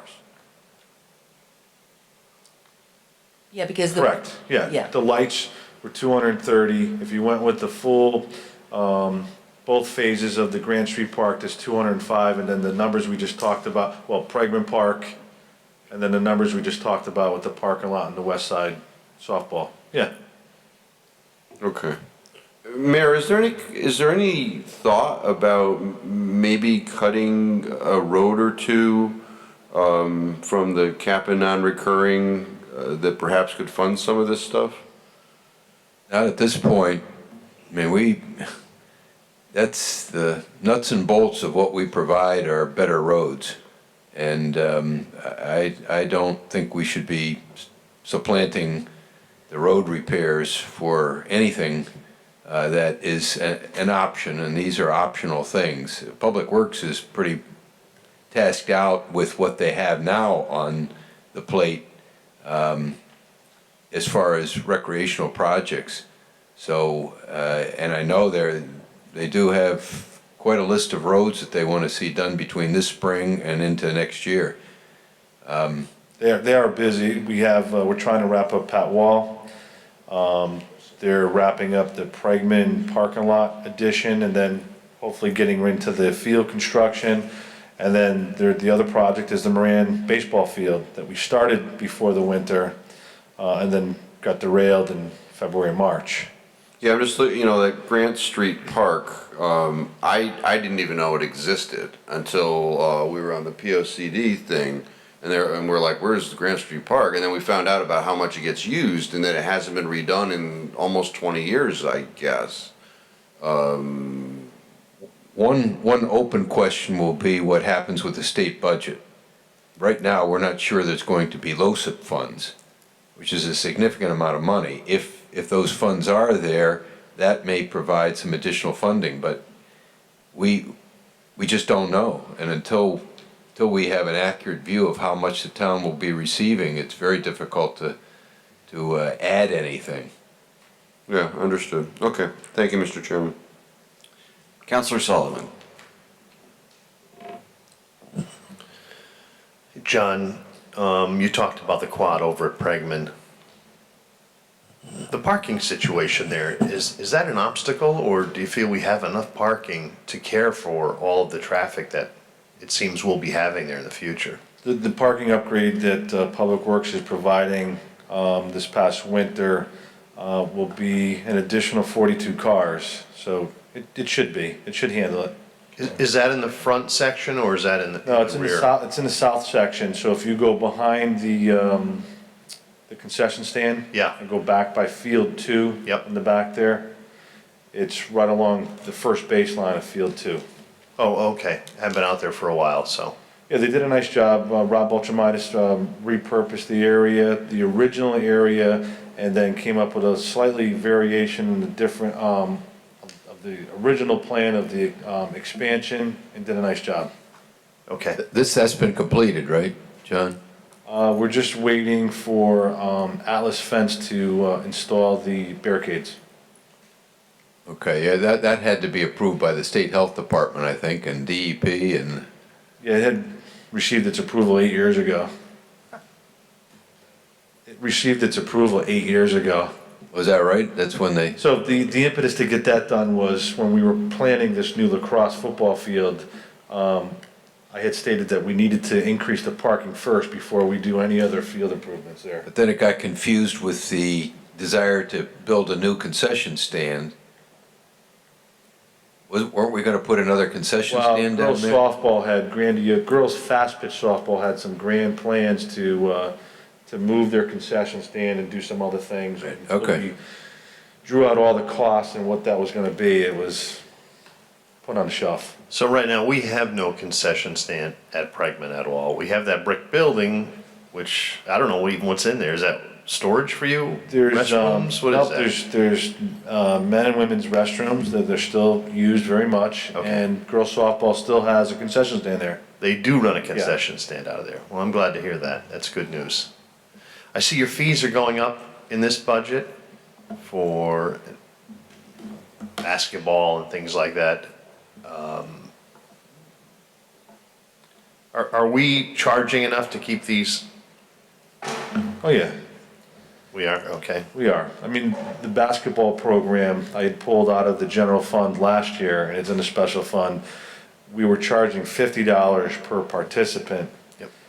We're now up to $75, and we're still not even scratching the surface of what the surrounding towns, Middlefield, North Haven, Cheshire, Southington, charge for their programs. And we offer slightly more as far as practices and games. Yeah. Okay, good. Self-sustaining, good to hear. I didn't have anything else, but thanks. I appreciate it. You guys do a great job. Thank you. Councilor Shortell. I just want to go back to community pool. Sorry. That's okay. And I know you said you're going to do a study, so maybe it's just a moot point right now, but we have two small children. Well, they're getting bigger, 7 and 6, and we were there all summer, and it was great. Lifeguards are great, everything was awesome. We were there 4 years ago when the 12-year-old almost drowned. We were in the water, and that was scary, and that was, again, you guys, it was amazing. Yeah, so kudos on that. I guess, would something like a splash pad be on the table? Because I would think that might be, or a smaller pool and a splash pad. I know East Haven has a splash pad, and I don't know. In 1999, when we decided to go the course that we did with the renovation that's there, South Windsor had the same footprint, but instead of doing another bituminous pool like ours that they had originally, they went to 3 separate tanks, and they made them slightly smaller. And the way Wallingford has the zero depth entry craze, like the beach, they did as well. But what they did was they compromised, and they just, so the kiddie section just has like an 80-foot section of zero depth entry, and it's its own separate pool. Then they have a lap pool, and then they have a general pool which has like a 40-foot section of just zero depth entry, all in the same footprint. And if they had any kind of contaminations or blood or anything where you had to close the pool, you weren't doing what we do and we evacuate everybody and the pool's closed for the day or until it goes through its cycles that it's safe to return. There, at least you'd have 2 of your 3 pools operating. So the commission is excited about it. We've already had a couple of strong discussions. We're talking with some other people that were on the original pool committee, because I think there was at least 3 pool committees, if I'm not mistaken, that got to the pool that we're in now. You know, there was 3 different, there's one concept. John Walworth was on part of he was a former rec commissioner. He was, he had helped come up with a design that, the pool is about 1 million gallons. He had come up with a pool that was 300,000 gallons. You know, very small, smaller to operate, cost efficient. It did have, back then it wasn't a splash pad, but it had more of those like umbrellas and things that were in the pool. And there was a separate kiddie pool, and it did not have the zero depth entry. It was more of like an Olympic sized pool. So we're kind of tossing a bunch of things around. We want to see what the participation is this summer. And we're going out to visit some other locations, and hopefully we'll package everything together. We're gonna meet with some pool contractors and talk about some just estimates, you know, not get into anything, and then present it and help us decide which way we're gonna go and what's prudent. Right. John, what was the estimate, what was the cost on Winstead, was it? It was South Windsor. South Windsor. It was 3.6 million, 1999.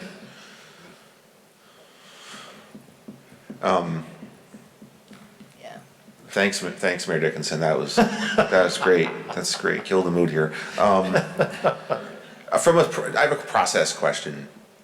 I know there's no more concessions at Community Pool, and I recognize the lifeguards rotate. And I know we have it. It's only town residents. No, or no? It's not town residents. It's not. Non-residents. Non-residents, Pay we less. instituted that 2 years ago. Okay. They have to be represented by a family member of Wallingford, though. They have to come with a Wallingford Okay. representative. Is there any program, can you get like a day pass or a week pass? I have in-laws from out of state who might want to come and bring the kids for a week. They're only here for a week. We do a 2-week non-resident pass. Oh, okay. Again, you would have to represent them, or we do a season pass. The 2-week is, I believe, $25, and the season is $50. Okay, but up to purchase that, you go to Park and Rec at Fairfield Correct. Boulevard. You can't, is there any way, do you think, I know what you're gonna tell me, but I'm just gonna ask it, but do you think like if you had a couple of the lifeguards who weren't on duty, you know, manning the door, is there a way to have it be at the door? I mean, does that discourage people, you think, who know that they have to go up there?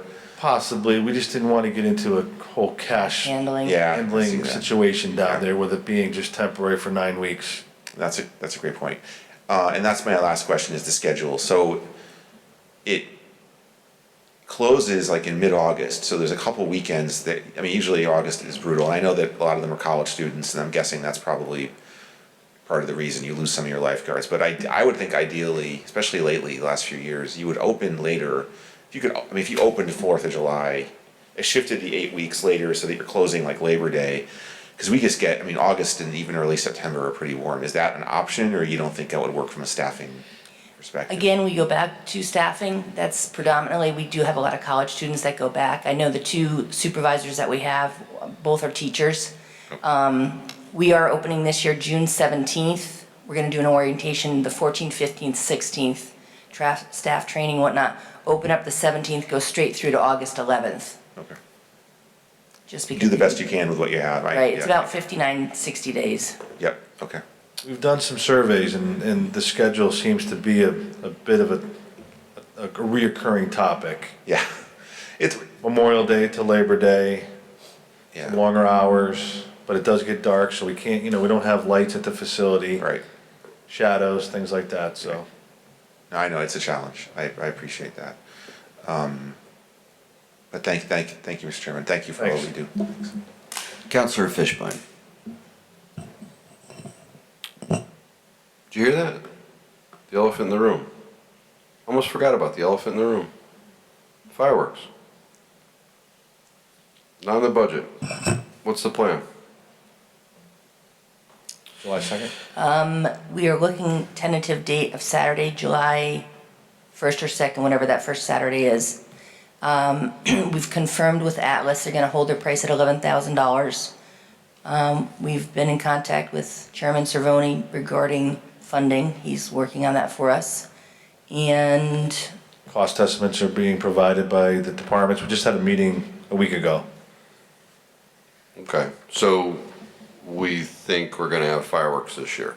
Donations are all received, then we'll at least have fireworks and maybe the R-band. If you'd like an update.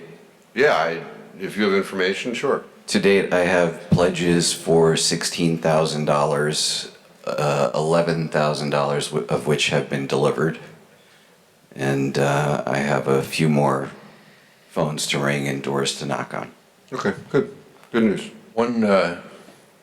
I think there's a question about the R-band because of work in the area where that staging would be. So I'm not sure that's going to be possible to put a band there. we had an event at Marianne on Saturday, the Rock and Roll Relay, which I was at. And I looked at the layout, where the showmobile has been placed in the past, it should not affect it as long as you're staying on the inside of the ball field. The showmobile's closer to the road and the road is closed down. So I was gonna get with Steve Palermo and ask him what his feedback was. Is that where Public Works is going to be working in that field? Yeah, so It's all they dug up. should know if there's going to be room then. Right. Okay.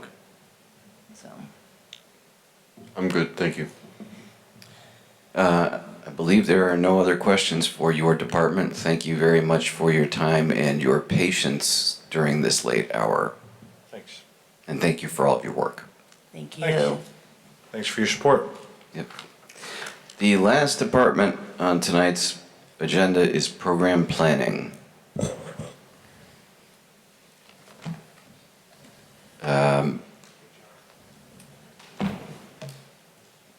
And I guess the mayor is going to field questions regarding this budget. Councilor Fishbein, are you ready, Mayor? Good evening, Mayor. Nice to see you. Mayor, there's a personnel change here. Is there a plan? I expect there's a plan, but what do you plan? So we are not filling the program planner position, and we are increasing the hours of two of the staff. I think you approved job descriptions for a grant secretary, I think it is, and the other one is which would be instead of part-time, a economic development coordinator specialist or something of that kind. Currently, Tim Ryan is in that position. Both positions are filled. There'll have to be a test, and then placement of individuals in what will be now classified positions, because they will be beyond the part-time hours. Okay. So, the Economic Development Commission, position would be funded through this budget or for the EDC budget? It, I believe, is in the EDC budget. Right, as I did see it, there was an upward tick, like $12,000 in that line. You're correct. Okay, and that's, okay, I got it, the placeholder. And then line 56604, the, small cities, purchase services, is that a pass-through or is that legit? That's for technical assistance with regards to the small cities grant. I believe it's either $700,000 this year. It's for the technical writing of the grant. Okay, so. And the granted, some partial grant administration. The consultant is paid if we're successful in getting the grant. If we don't get the grant, then there is no compensation. In looking at the history of this line, it really doesn't show any expenditures, so to speak. Is that because we didn't apply for the grant or we weren't successful in getting the grant? The grant, these grants don't come up annually, and if they do, we would not qualify annually. It's sort of like once you get the grant, you kind of get pushed back down into the pile a little bit until you're, there's more funding status by the feds. I would say it's every 2 to 3 years that we're able to do these projects for the Housing Authority. Well, it depends upon other circumstances. I mean, it would be possible to receive another grant, but you have to have made sufficient progress on the one that you currently have. But you're not prevented from having, and we do apply, and sometimes we get them and sometimes we don't.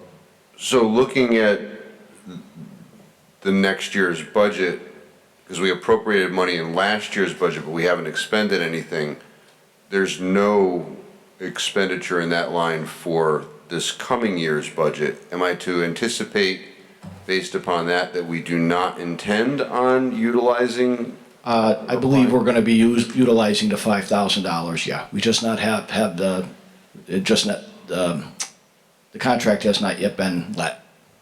Okay, so we're going to utilize that by the end of this fiscal year. I believe so. And there's that's the intention. That's correct. And there's no intent to do that again next year. Depending upon whether or not there's grants available, it doesn't look like at this time that there's a plan to do that. If it is, obviously we'd come back and ask for a supplemental. You'd come back and get money from contingency. That's correct. Which is what I argued the other day we should do with other stuff that you said we really shouldn't do, but okay, got it. Line 56776 is the internet consultant. And that's $1,200. We approved that last year. We haven't used anything of it. What's that for? I'd have to check into the timing of that, but it's this one right here. It looks like they do spend it annually, but it could be just an expenditure that comes later in the year. Who you? That as a consultant on our website. Okay, does that go out to bid? Because probably for not that amount of money, but I really don't know. Yeah, I think it would be underneath the threshold, because from time to time, that's awfully slow. Well, I mean, let them know, and that's not a... Okay. All right, that's all I had. Thank you, Mr. Chairman. Any other questions regarding the program planning budget? There being none. Motion to adjourn? Second. I find it in order. All those in favor signify by saying aye. Aye. Aye. Any opposed? Hearing none, I declare this meeting adjourned.